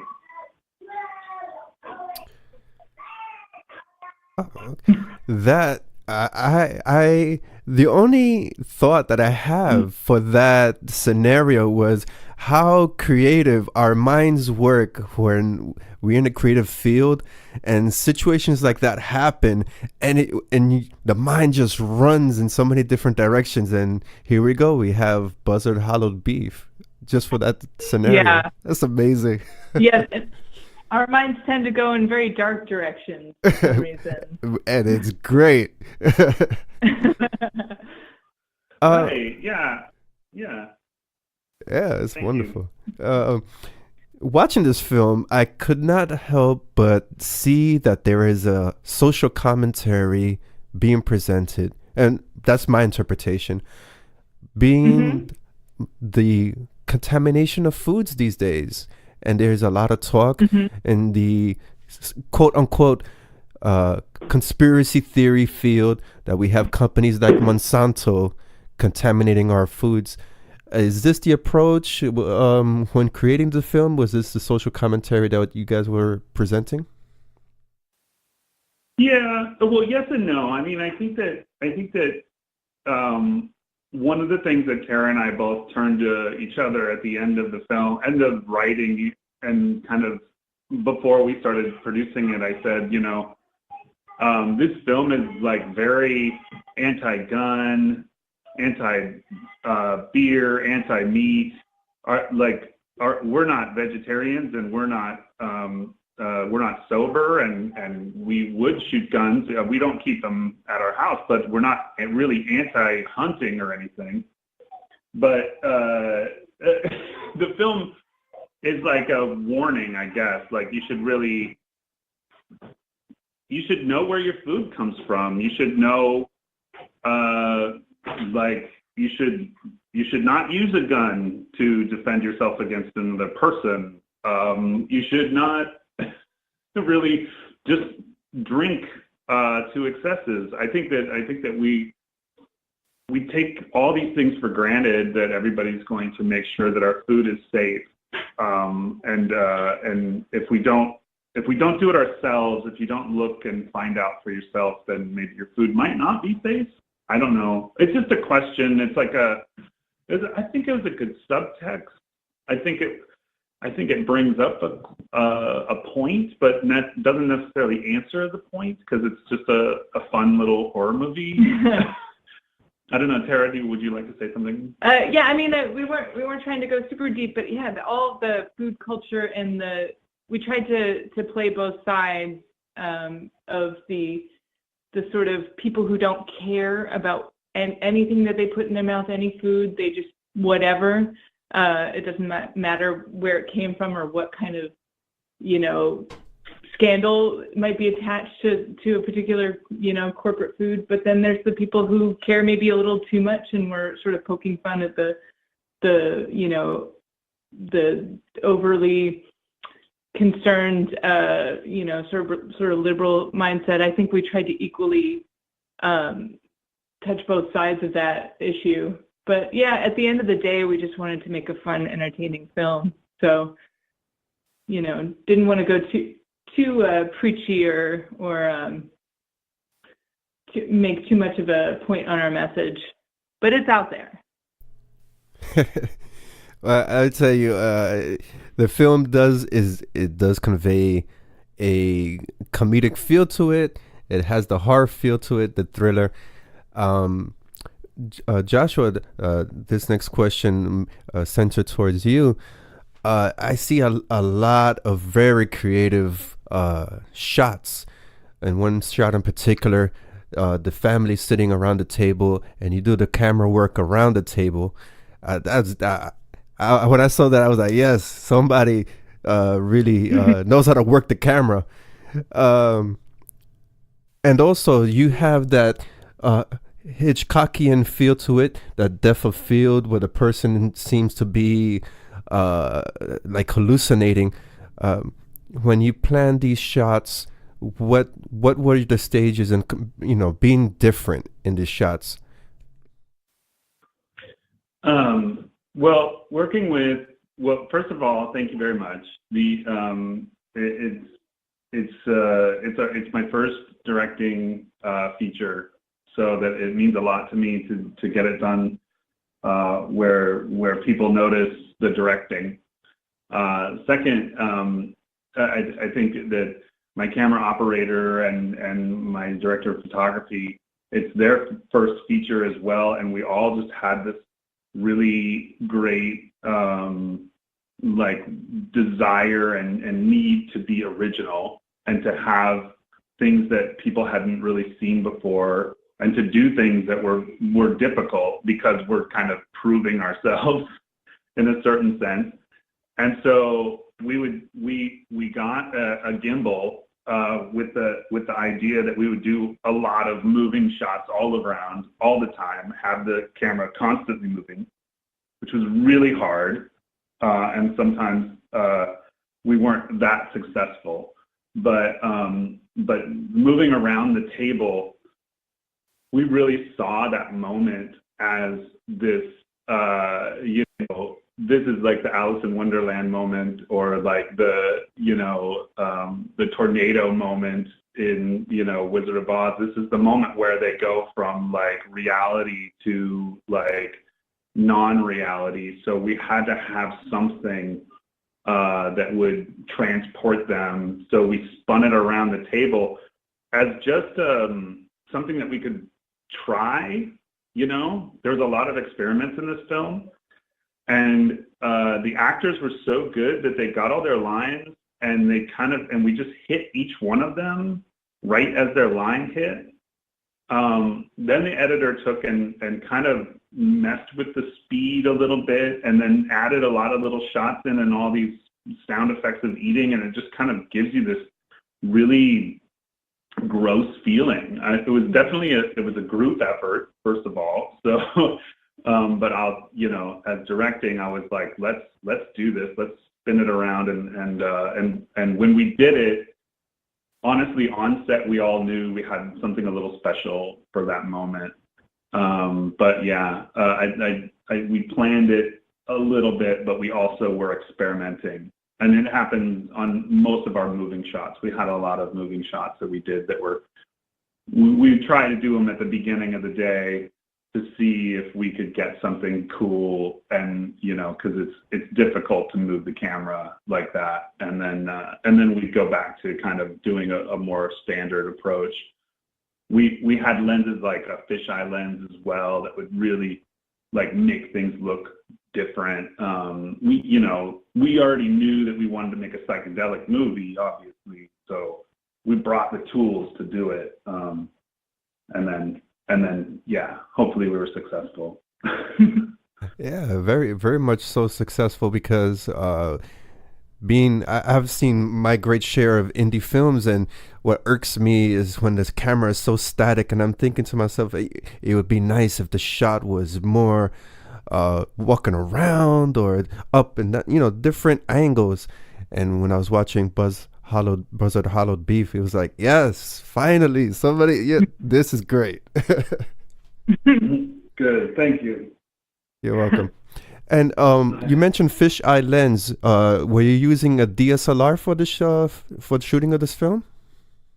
Yeah, we used the Sony A7S combined with Rokinon lenses, which are cinema glass that is made in Korea. That's slightly inexpensive lenses, but they're cinema lenses, and they're all they all matched, so they had a really good look to them all. And then we were able to take that Sony DSLR camera and go to 4K with a Shogun monitor, which is it's just a monitor that records for you, so you don't have to do any up-resing or anything like that. So anybody who's technical can kind of see that. Hopefully, take notes. The film, actually, we can project it in 4K in theaters, and it's got a 5.1 sound, so it's as big and it's as cinematic as any major film. But we did shoot it on a Sony A7S. Nice, impressive. This question for Terrace Hall. Yes. I'm so used to, I just finished doing another Roundtable interview, so I was like naming names, so I kind of got that in. Your approach, co-writing this film, how do you see right now the status of women in horror? How have the status developed throughout the years, comparison to the 70s, where actresses were just portrayed as being submissive under a male-dominant antagonist? I see it as hugely important, just for the genre to continue. We need to have more women and more people of color and more diversity, more voices. I think it's even a trend. The sort of female exploitation in horror has continued far from the 70s into the 90s and early 2000s, and it seemed like there was nothing new coming out for a long time, no new takes on it. And then all of a sudden there's just been, in the last few years even, an explosion with Jennifer Kent and Anna Lily Annapour and all these really great female filmmakers. So yeah, I feel like it was incredibly important for both of us to just have a dynamic that wasn't just a singular voice. It was important to our lead actress. She had retired from acting because of horror films and made a comeback because I had written it. So yeah, I feel like I have a role to play, but I'm just a drop in the bucket. There's so much happening right now, which is really exciting for women in horror. Exactly. Absolutely. And this was the topic I was just conversing with. We need to see more women in horror, more people of color, Latinos, African Americans, just coming to the forefront and pushing different ideas and regurgitating the same ideas. And horror is not doing so well, and Hollywood is notorious for that. Yeah, it's true. There's so much more. I mean, look at how well Get Out did, and that's just taking a perspective that there's no straight white man that could come up with that. That's just purely point of view, and that's also genius filmmaking from the very talented Jordan Peele. But just so much comes out of diversity. There's just a higher level of quality when we get many different people coming from many different perspectives with ideas that you'd come up with something completely different than me if we were talking about the same thing, trying to make the same film. We'd have two completely different films, and there's something very beautiful about that. Precisely, especially with the scenario that Joshua described. I'm trying to think of a scenario myself for a film that I can't think of one. I think earlier too, one of the things that we wanted to do is make it female centric and not just be like this final girl like slasher film.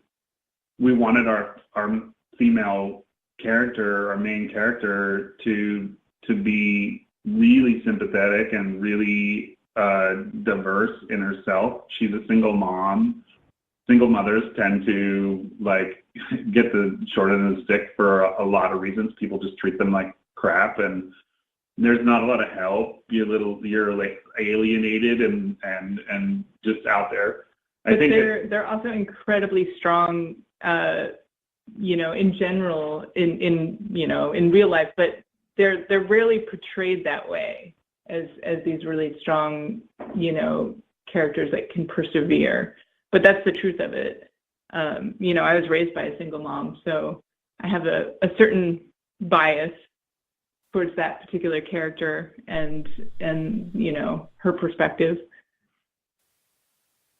Absolutely. And I believe that's a situation that has been perpetrated by companies like Disney that put stepmothers and mothers in a bad light, which is such a negative. Yes, absolutely.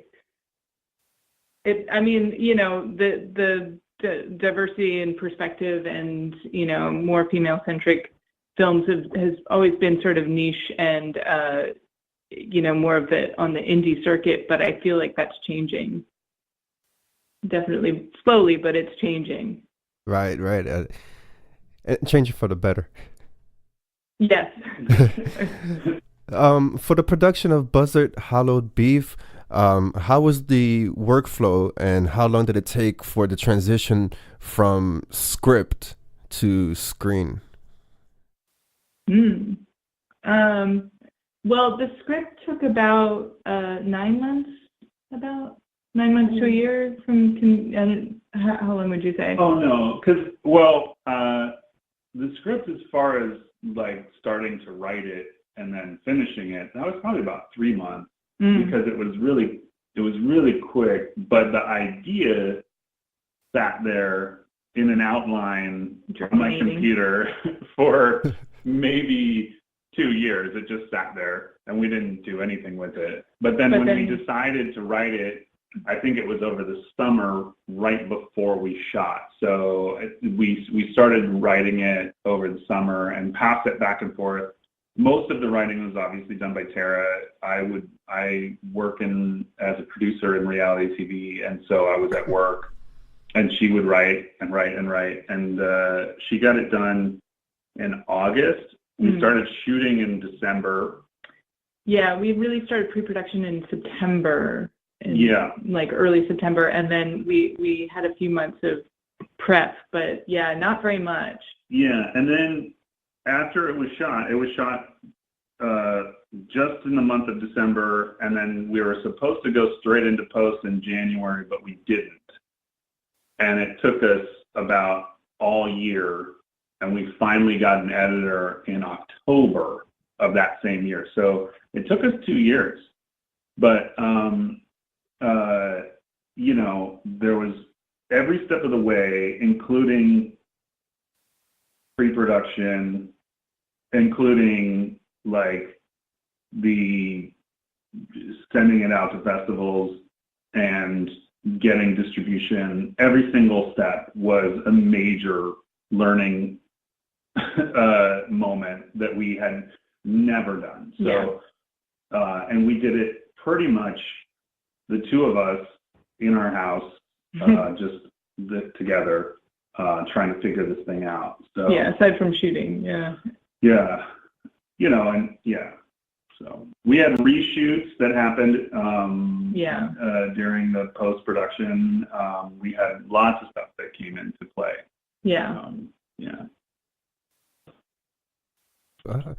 So for doing all the marketing and the filming, what were the challenges that surfaced that really you guys made note of it for the second time around? For your next production, you would try to avoid and achieve better? I think one of the harder things with shooting was that we didn't have very much time, and so we had a 16-day shoot, which was just not ideal.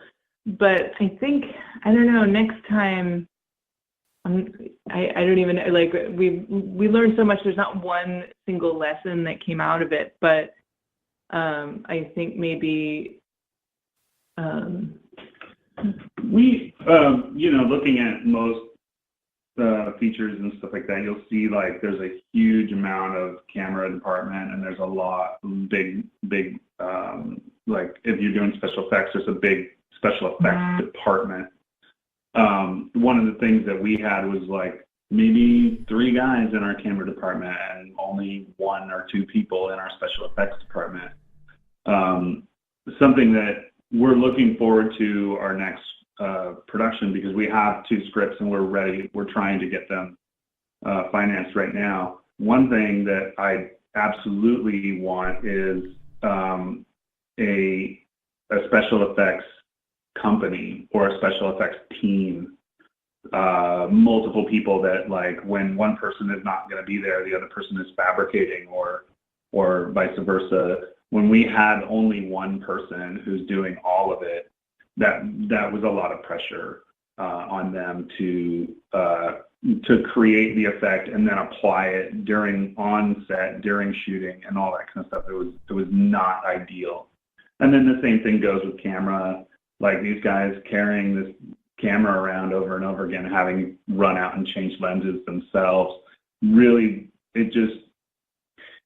we've all worked really, really hard to fill in the gaps, but having more people, it would just make things move smoother, like, a lot faster. And honestly, I guess that's not really a lesson that I learned. I kind of already knew that, but I know how crucial it is at this point. Yeah. And Buzzard Hollowed Beef, of course, when audiences watch it, myself, I analyze the sets. I see that the sets were limited, and you have the home, the interior of the home where the family sits at, and the other scenes were sparingly. Were these ideal for keeping costs down? Was that the approach for the film? Yeah, that was part of it. We also tried to keep the amount of characters small as well. There is something to be said for containing a story to a certain degree in order to develop the characters more and have more of an arc for each of those characters, rather than making it too big and losing some of that intimacy. But yeah, the cost definitely came into play, and we shot in the small town of Olympia where Josh grew up because we could get locations for very, very cheap or free sometimes, and we could use local actors and local places and make the most of that. Whereas in LA, it's really hard to stretch that out as much as we did there. So yeah, cost definitely came into it. Oh, that's funny. I think it would have had a different scenario if it was shot in LA with all those fancy food places and organic stores. that would have been a crazy play there. Yeah, exactly. Yeah, I mean, the setting of the town was, it's great because the Northwest has such a look that's just so characteristic of the Pacific Northwest. And that was something that we knew we could capture and would give it a certain feel. And somebody even brought up the idea of Northwest horror being a subgenre. And I think if it's not already, then it should be, because that place is dark and gloomy most of the winter. It gets sunsets at 4 p.m. So that certainly gives it a certain gloomy feel. That also describes New York too. Yeah, it's dark and gloomy here. That is quite funny. Buzzard Hollowed Beef also conveys good character development, and this is a scarce in the horror cinema. You have films that do project it, but it's very few because it's always going for the eye candy, the jump scares. Mm-hmm. But in here, we have a different point of view. The characters are projected first. What is your opinion on that and your exploration in the film to put that as a centerpiece? Well, I have absolutely nothing against eye candy, gore, and jump scares, but personally, it's harder for me to write that and actually with any sort of conviction. It was always important to me to have a connection to the characters, because if I don't, then I'm not afraid for them. And that was my whole philosophy. If I don't care about the characters, why do I care what happens to them? Oh. Don't worry about it. Just let it go. Okay. So I think speaking to that, just speaking to that, I think that we've got another call coming in, so wait until wait. Okay. Are you still there? Yeah. Okay. So yeah, I mean, this obviously, and we both talk about this all the time. Tara and I watch movies together. We have similar tastes and stuff, and obviously, if you don't care about somebody, you're not going to care if they live or die. Like if they're just two-dimensional and just these like stereotypical horror movie characters that are going to get killed. Well, it just becomes something that I don't know. You kind of tune out after a while. It just turns into generic schlock, I guess, is what I call it. But then one of the things too is that all of the stuff, like the gore and the things that would happen to these people, it all had to have meaning as well. Like we didn't want to. Like Joel famously the character who peels his own face off, he has some real some real stuff behind that. Like, he really likes himself, he loves himself, he thinks he's so great, and he loves to get high all the time, and he has some identity issues. And I think that I was like, okay, well, he's got to peel his face off. Naturally. Yeah, I think that, Jordan, our single mom, is terrified of having another kid and being pregnant again. And so we gave her a hallucination where she is having a nightmare about being pregnant again. It was all very character driven entirely. And I think that even like little jump scares that you may have, I think that that has to be built into the character. And if we're continuing to produce and create horror films, you'll see that in all of our films, that every single time somebody is in danger, it's because of something that they're doing. Everything is motivated. I'm a really firm believer in having a reason for everything that you do.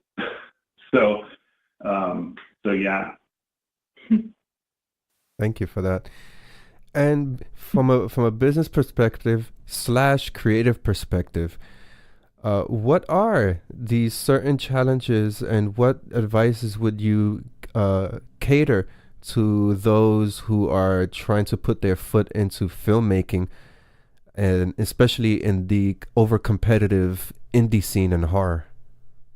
Well, I think that you need to find that spark, that thing in your story that makes it different from every other story, and you really need to draw from that.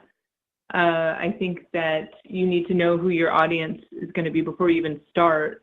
You need to think about, even if it's a small niche indie film, you need to think about your audience and what they're going to want.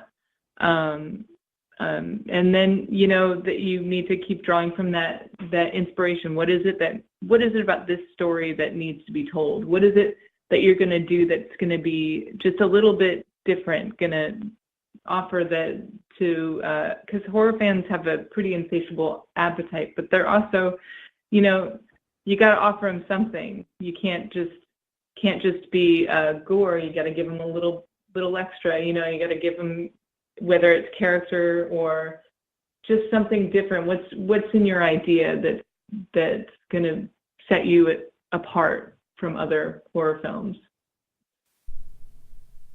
Josh, do you have anything? No, I think that's it. I just also say, just like, stay true to yourself. Obviously, yeah. Be really genuine and know who you are. I think that it doesn't matter if you're making horror films or if you're making like independent dramas. People can see through disingenuousness. That's not a word. It's not a word. People can see it if you're lying. Insincerity. Yeah, if you're insincere, if you're not coming from a real place,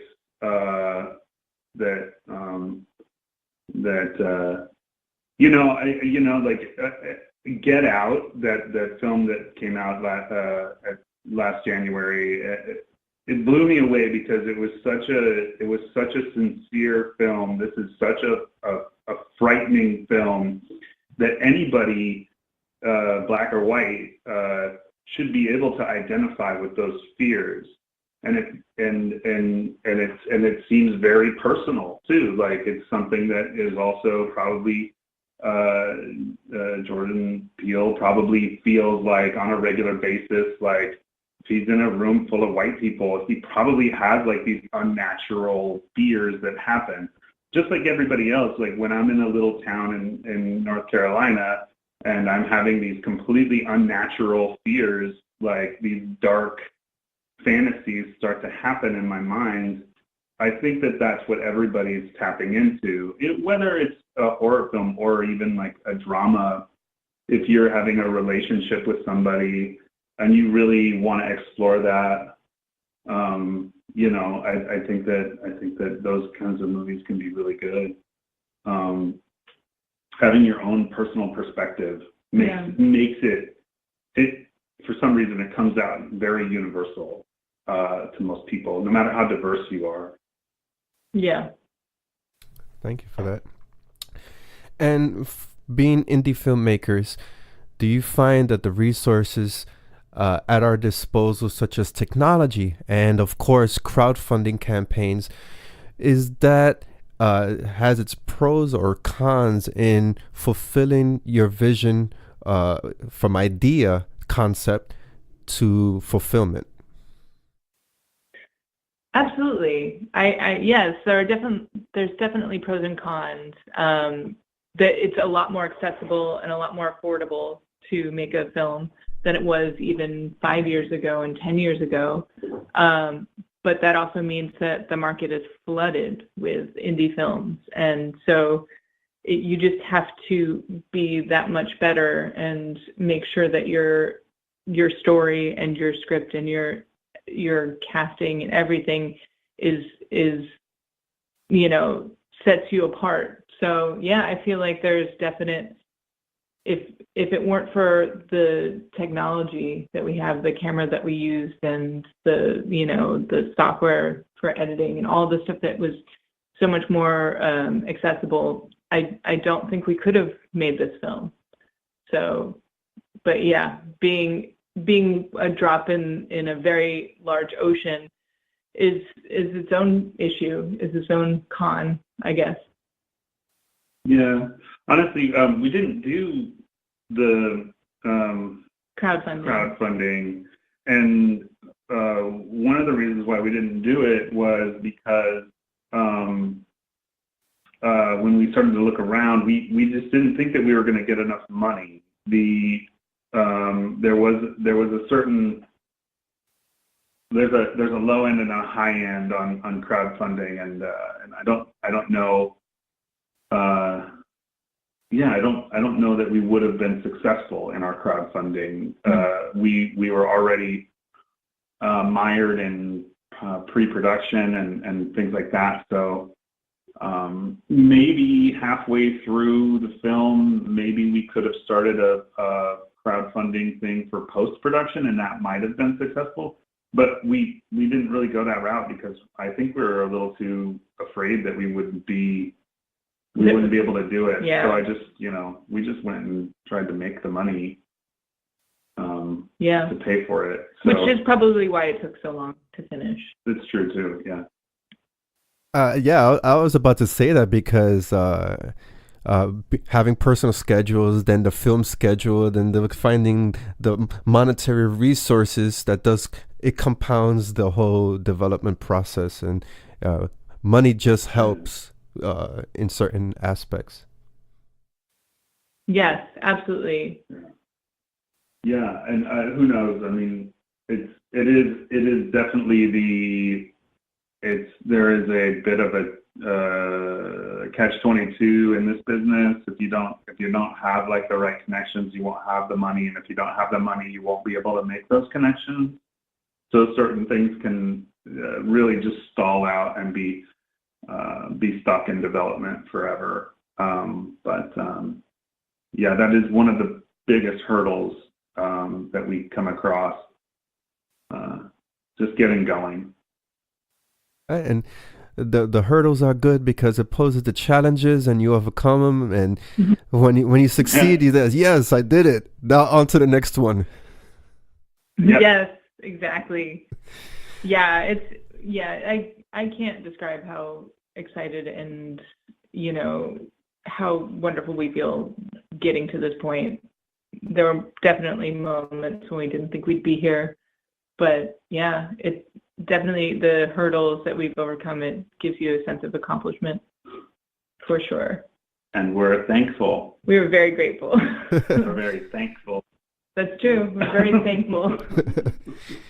And touching on that, Buzzard Hollowed Beef went on to win some prestigious awards at the Fantastic Horror Film Festival in San Diego, nominations both in that film festival and Women in Horror Film Festival that took place a couple of months back in 2017. So how was that feeling? You seen these nominations, these awards coming in, and that end achievement that your concept has achieved? We're shocked and elated. Like, I don't have the words. We weren't expecting any of this, to be honest. We weren't sure what to expect, but yeah, it's an overwhelming feeling that we've been received so generously by these festivals.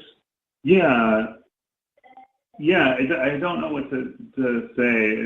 It's been really neat, like walking into a festival and these people love your movie and they want to help you share it with an audience, and then the audience's reaction, people are laughing and shouting things at the screen. It's exactly what you want. You want a reaction, and you want people to have fun. Yeah. We haven't really experienced much of that. We did some short films and they're good and people like them a lot, but this festival run has just made us feel so good, and I don't know really what to say. We're just especially with the Women in Horror Fest in Atlanta that Sam and Vanessa founded is just overwhelmingly supportive, and they are building a community of independent filmmakers like I've never seen before, and it's humbling to see that in action. It's just really wonderful. We've all been able to support each other, and even though it was just a couple months ago, we're all keeping in touch over social media and just patting each other on the back and sharing each other's projects and things like that. That particular festival was just a community incubator. All of a sudden we're all friends, and it seemed really, really wonderful. I was glad to be a part of that. It feels like we joined a cult, but the best possible cult. Sam, as a matter of fact, she is a content contributor here at DecayMag, and when she had emailed me, hey, you want to review some of these films that were screened at Women in Horror? Of course, yes. I am a big supporter of women in horror, Latino in horror, people of color in horror, because that is what's going to push indie into the mainstream and hopefully change perspectives on how, not only in horror, but in just filmmaking in general, into the next level. Mm-hmm. Yeah, for sure. And with that said,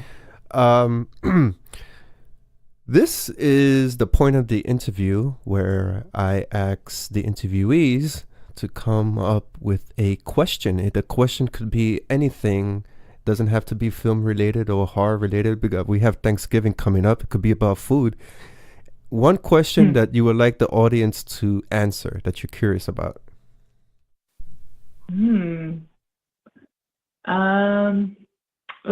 What's your favorite Thanksgiving side dish? Ooh. We did a Thanksgiving themed film, so I think that's appropriate. Yeah, side dish. Yeah, that's good. I'm glad that you came up with one, because I'm still sitting here at a loss.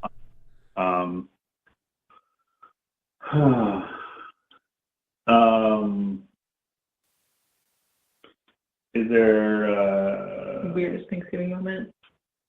Weirdest holiday moment? Yeah. Does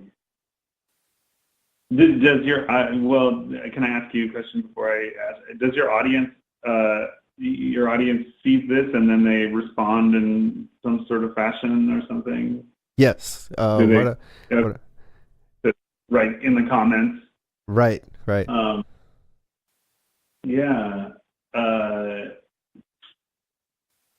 I guess if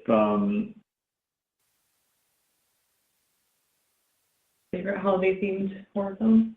Yeah, I guess, I'd love to hear holiday-themed horror films, whether it's, 4th of July or Christmas.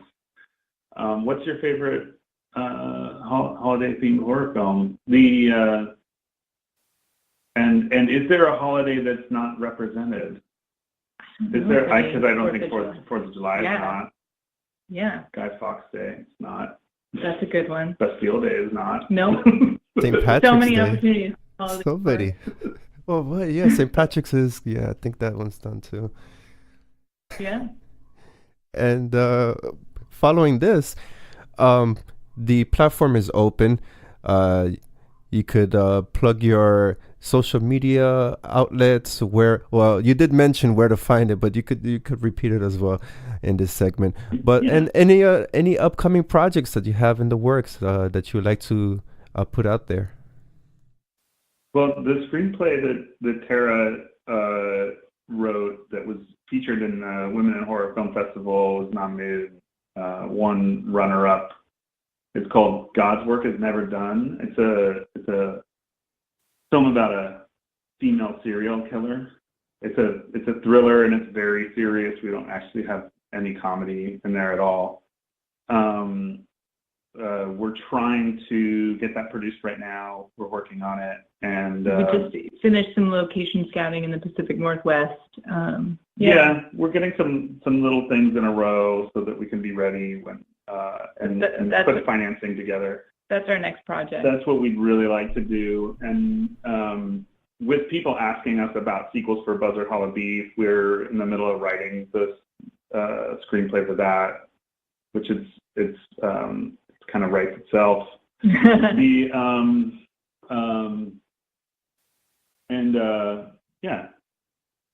Then also, I guess you can view our movie on Amazon Prime. If you have Prime, it's free.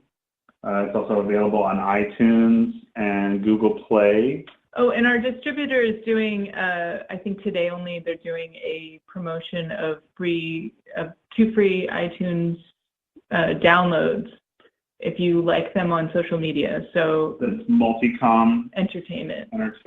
And yeah, we've got a Facebook page, we've got Instagram and Twitter. Just look for Buzzard Hollow 1 on Instagram and Twitter.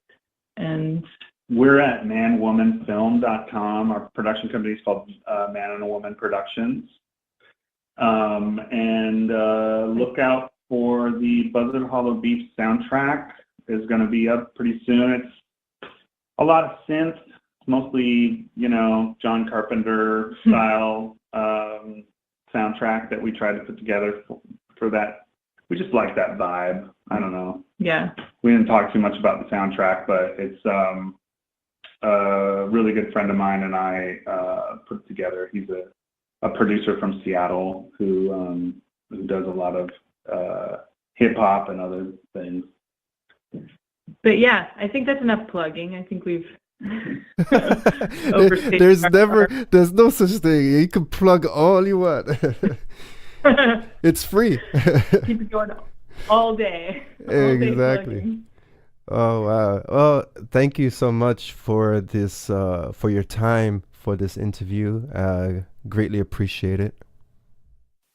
Oh, thank you so much for taking the time to talk with us. We love talking about our movie. Yeah, no, it was really our pleasure. Thank you. It was good to talk to you and kind of meet you. So.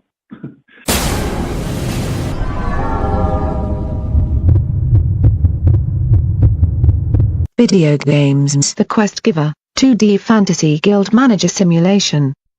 The Quest Giver is a point-and-click RPG action adventure simulation game, and it is currently in the crowdfunding, in particular Kickstarter, and it has 4 days to go. It has 204 backers as of now, and they are asking for $17,888 for production costs. The game would be available for Android, Apple, Linux, and Windows. Here is a brief description of the Quest Giver.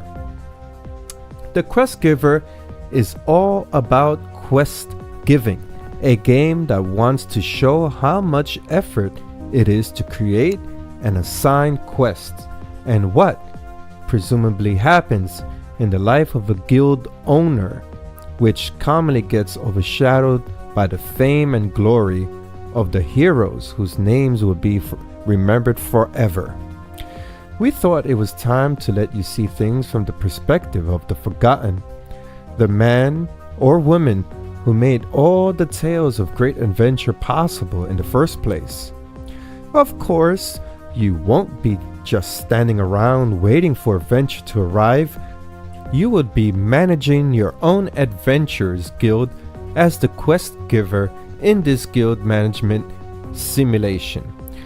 Based on the trailer, there are many things to do here in this game. You could choose a quest type, which is loot, fight, travel, gather.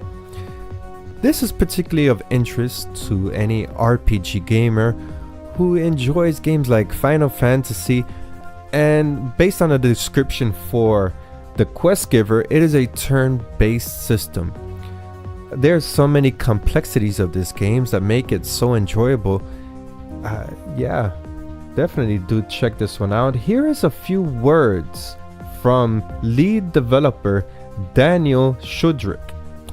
Quote, "We feel today's games guide player too much, to a point where they've begun to limit the decisions the player makes in order to assist them. The Quest Giver, we want to give players the chance to actually create a quest to show how much effort goes into them. And as we wanted to do it in such a way that we didn't have to help them too much with our approach to the game, the player would have to learn to think and to decide what options they wish to choose from, and at their own accord. For our game, we decided to not include pre-built choices, no prohibitions or automated progresses. In addition, we provide players with all the necessary tools they would need in order to be a real quest giver. But how they utilize those tools is truly up to the player, and ultimately requires them to decide on how they wish to use them." Unquote. Wow, that is certainly a game to look out for. We have seen more indie developers pushing the envelope for the games that allow players to not only choose your own adventure, but choose your own path. Do you create a character that is good, that is evil? Open world systems where you could just freely take as you want, or interact with NPCs, which is an acronym for non-playable characters. Do you save the princess, or do you let the dragon eat her up? There's so many choices, so many of these games that offer choices, and to incorporate an RPG, which is an acronym for role-playing game, further enhances the gameplay. I have to admit, I do not particularly like when a game is already predetermined with predetermined courses, actions. I prefer open world platforms. RPGs, it depends on the theme. Something, let's say, along the lines of Borderlands is a great RPG that I'm a big fan of. For a Dungeons and Dragons type backdrop, I have to really get into that. I haven't played a game such as that. I haven't played Skyrim. I think the last game I played was Baldur's Gate. I mean, woo, that was so long ago. Anyway, so if you're into fantasy guild management systems, RPGs, choose your own adventures, do give this a watch. As I mentioned before, it is currently on Kickstarter. It has a few days left if you want to donate. But yeah, do give this one a watch, and I'm assuming it will be available on Steam, given that the platforms it is open for, which is Linux and Windows. Yeah, give it a shot. Black Mirror release November 27th.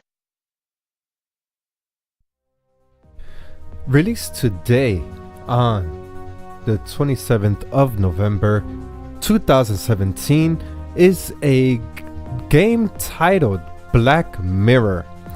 The developer is King Art and it's published by THQ Nordic. Here is the synopsis for Black Mirror. Scotland, 1926. Following the death of his father, David Gordon visits his ancestral home for the first time in his life. A life that is soon threatened by the dark secrets that claim the sanity of many Gordons before him. Black Mirror Castle demands an offering. The overview for Black Mirror is a gothic horror. For those in the audience who are unfamiliar with gothic horror, think of Guillermo del Toro's film Crimson Peak. That is a gothic horror film. Take that concept into the video game realm and you have a gothic horror game. This is an adventure and it of course is horror. What's interesting about it is it's a point and click adventure game, which is cool because sometimes you just want to sit back and let the ghost spook you out in a different type of way. Looking at the trailer, I did not get the impression that it was a point and click game. It is a cinematic presentation and it does not show any in-game type of visuals. And that the game is available right now for Steam for PC systems. With that, the game is now available on Steam for Windows, Mac, Steam OS, and Linux. According to the press release that we just got a few minutes ago, Black Mirror is also available for PS4, Xbox One. Yeah, looks good to me. Here are some key features: a modern reimagining of the acclaimed gothic horror adventure series, interactions with vision-like apparitions which help you learn more about your family's past, eerie atmosphere focusing on the horrors of the mind in the style of Edgar Allan Poe and H.P. Lovecraft, high quality voice acting from a compelling ensemble cast. Now if you head on over to Steam, you will see the trailer. You have some extra tidbits, but we'll be all providing this as well in our podcast overview here at DecayMag. We'll be providing some images and the trailer for Black Mirror. Let me tell you, I'm very interested in this game. I'm not keen on point and click games, but judging by the synopsis, I enjoy this type of mystery.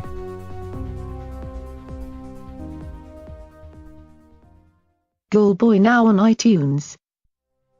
If you enjoy side-scroller, retro-inspired action RPG games, and throw in some hack and slash action, be sure to check out Ghoulboy. It's readily available now on iTunes. Here is a brief description of Ghoulboy.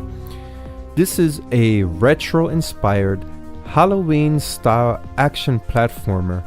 It is using 2D side-scroller visuals. And in this game, you play as the heroic character, and it's set against a backdrop of gloomy environments. You go up against demonic bosses, and the visuals also has that pixelation similar to those old 80s games. So this is definitely, when they say retro inspired, it is definitely a throwback to classic video games. Ghoulboy, here is a brief synopsis for it. Actually, it's a brief description. Ghoulboy brings back the look and feel of the very best classic retro platformers from the 90s, introducing refreshed and engaging gameplay mechanics. If you miss platformers from the 16-bit era and think games nowadays aren't that good anymore, think twice. Well, I'm gonna have to debate that comment because the games have evolved tremendously from the 80s and they look so much realistic in comparison to the pixelations that were available during the 90s, sometimes some 90s and 80s. So if you're looking for a throwback classic, Ghoulboy is one of those game titles. Now, here are some extra tidbits about this video game. According to the press release, it states that it's a great adventure. Explore a magical realm of dungeons, towns, treasures, and devious monsters. And it's also utilizing weaponry, which is magic and swords, so you can find powerful weapons, items, and spells to defeat your enemies. Ghoulboy features 4 bosses, chiptune retro music soundtrack, puzzles, weapons, throwable weapons. It works on the iPad, iPhone, iPod Touch. So this is not available for Android, and we rarely give specific games. We usually showcase games that are across platforms, but given that it's a side-scroller, retro-inspired game, fantasy game, I'm sure many in the audience would have an appreciation to download this game. So yeah, we are giving iPhone products a spotlight this time. Don't get used to it. Next time around, you'll be excluded from coverage. You'll just be strictly Android. Yeah. Anyway, I'm just joking, ladies and gentlemen. Ghoulboy, if you like those retro-inspired games, if you want to take a break from something more intense, let's say Wolfenstein or The Evil Within, and you want to just, go on your devices, yeah, go right ahead and check out Ghoulboy.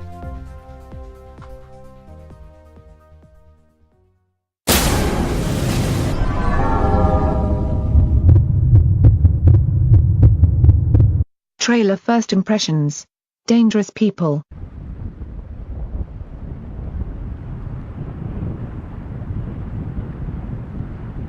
You ready to do this? Yep. Life was so beautiful in the beginning.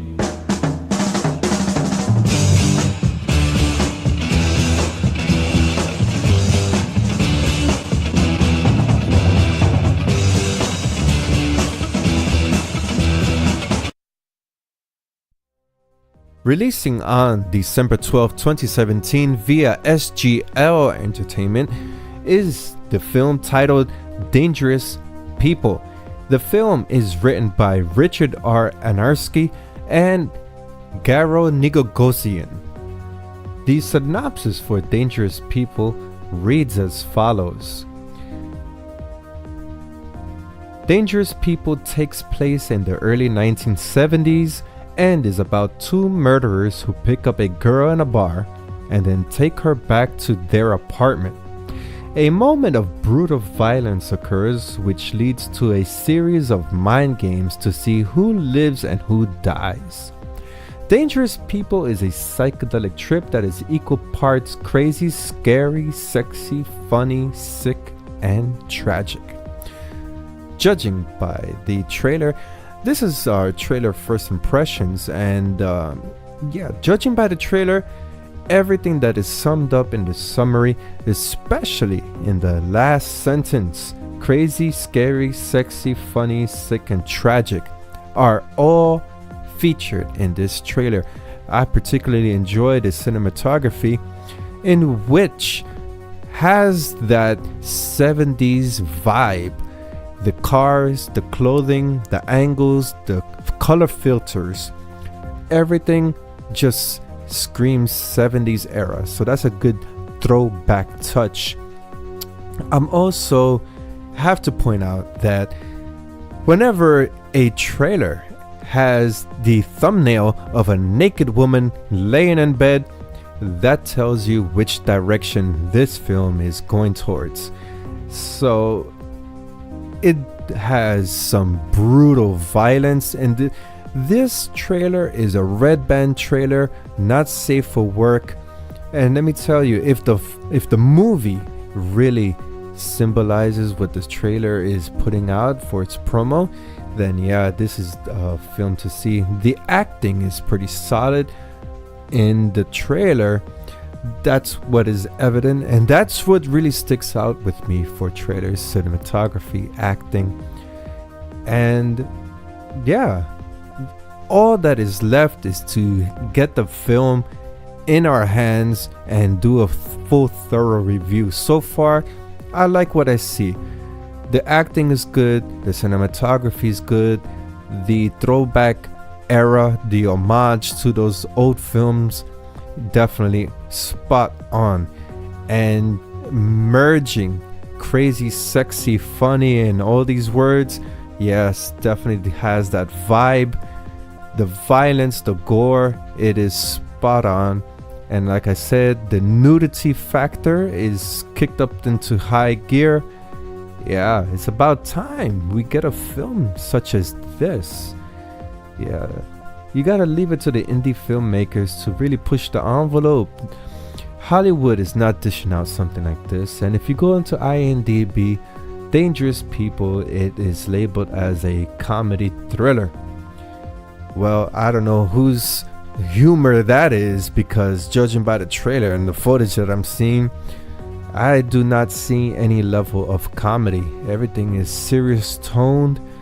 Woman getting her head cut off, neck slashed, and blowjobs and breasts. Yeah, I don't see any comedy there. Thriller? Perhaps. But underneath all those filters and violence and sex, I'm gonna lean more towards horror.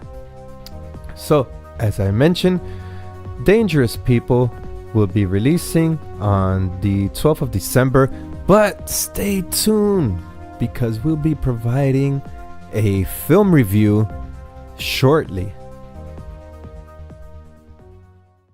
Night Hunters. So it's true.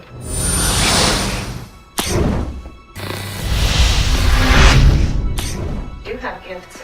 Politics mostly. Every witch, ghoul, and goblin in the same city is after this thing. The stalker's powerful, man. Where's it now? Wrong hands.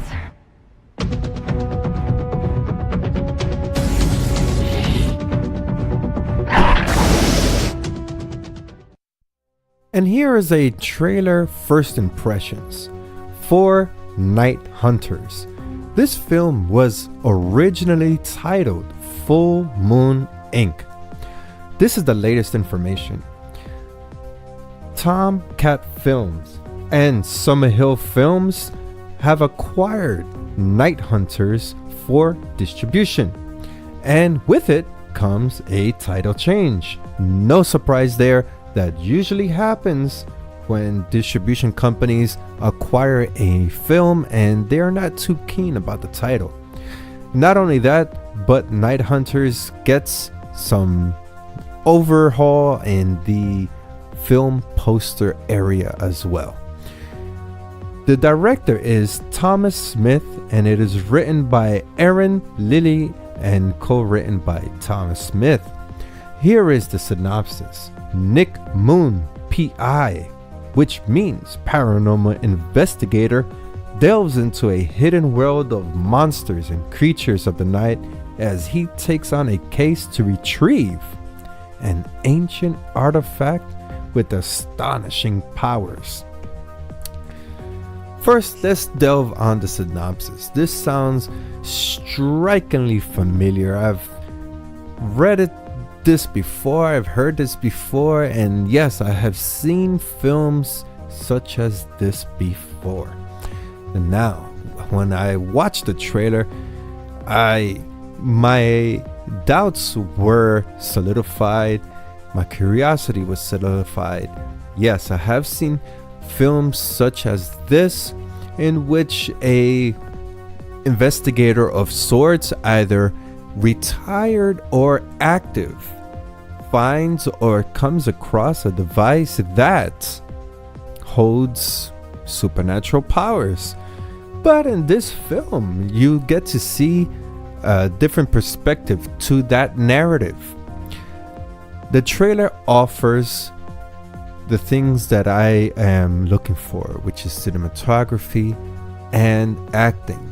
For the acting, it is trekking on B-level quality, which is not bad and is not good either. It's just B acting quality that may appeal to certain niche of the horror cinema, horror enthusiasts.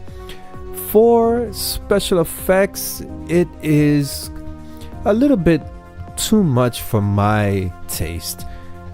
You could see that After Effects or whatever software they're using for the special effects is kicked up into overdrive. In one part of the trailer, I thought the main character was gonna do some type of Hadouken fireballs, a la Street Fighter Ryu style, and yeah, it does have its moments, but it's just a little over the top for me. Now, for the creature designs, they're very innovative in a way, and I do stress in a way, because you could tell I freeze framed the trailer at certain instances just to see the quality of these makeup effects, and you do see that the character's eyes, the actor, the performer's eyes are seen underneath the makeup application, the prosthetic, whatever chemical compound that they're using to create these effects. I'm not sure if that was intentional or not, but it just shows the type of quality of makeup design that you're getting in a film like this. And let me tell you, that takes up a big budget in any horror film, and it is with makeup design and special effects CGI. And this movie, Night Hunters, or aka Full Moon Inc., is heavy in both environments. This film may appeal to certain niches, as I said. That you have a certain group that do appreciate films, B-movie films with heavy special effects and kind of borderline makeup application. That's not to say Night Hunters is a bad film. No, it just, I didn't find that connection with the film, being that it's very familiar to me, and also the fact that just the makeup design, I'm a big fan of practical effects, and if it's just not convincing enough, you're not selling the product to me. That's my opinion. Anybody else could have a different opinion. Those in the audience that are listening just probably don't give a fuck, and they just want to see the film and the concept as is. So stay tuned for more information on Night Hunters, aka Full Moon Inc. Now that it has a distribution, we should expect a release date soon. Boggy Creek Monster and the Mothman of Point Pleasant.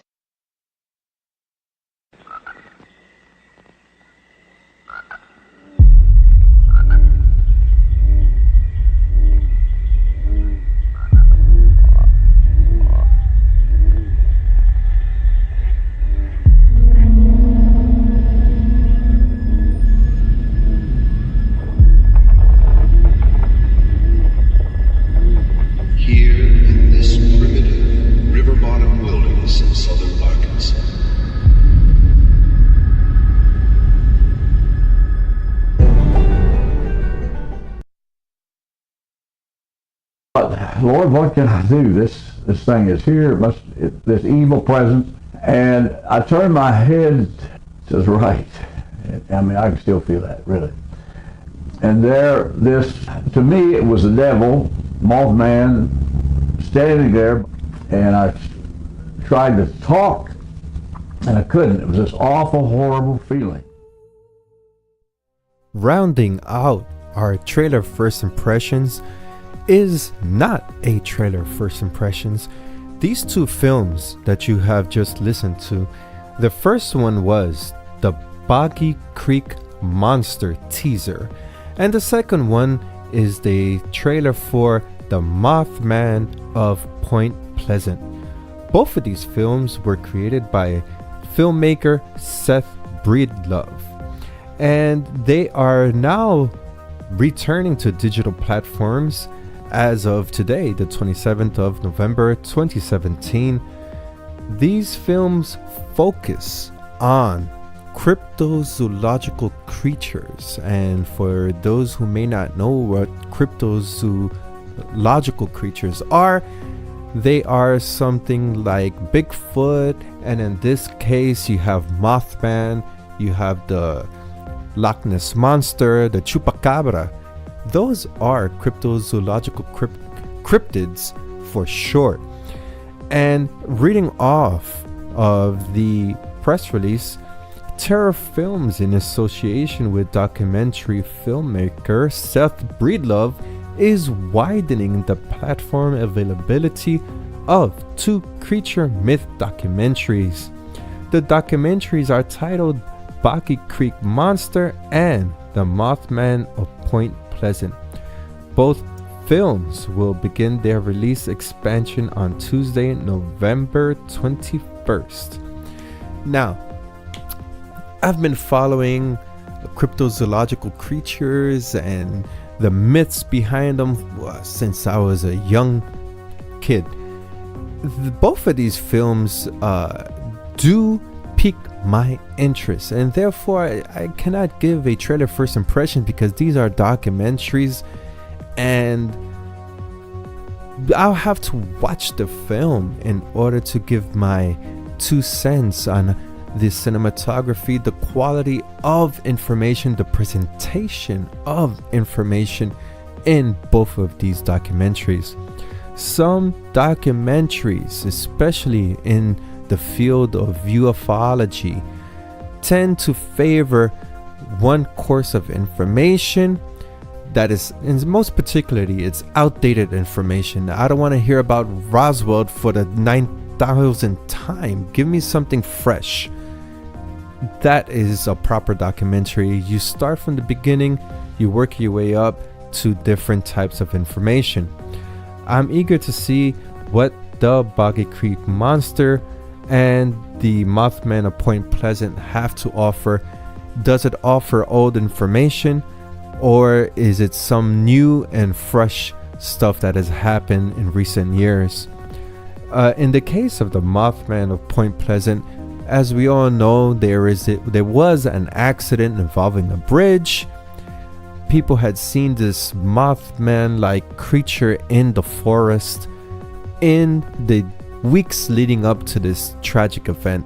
I'm eager to see if there have been any more sightings of this creature. Very intriguing creature. And the Boggy Creek Monster, that sounds like the skunk ape that is seen in the Florida area, in the Everglades. Anyway, do keep your eyes open.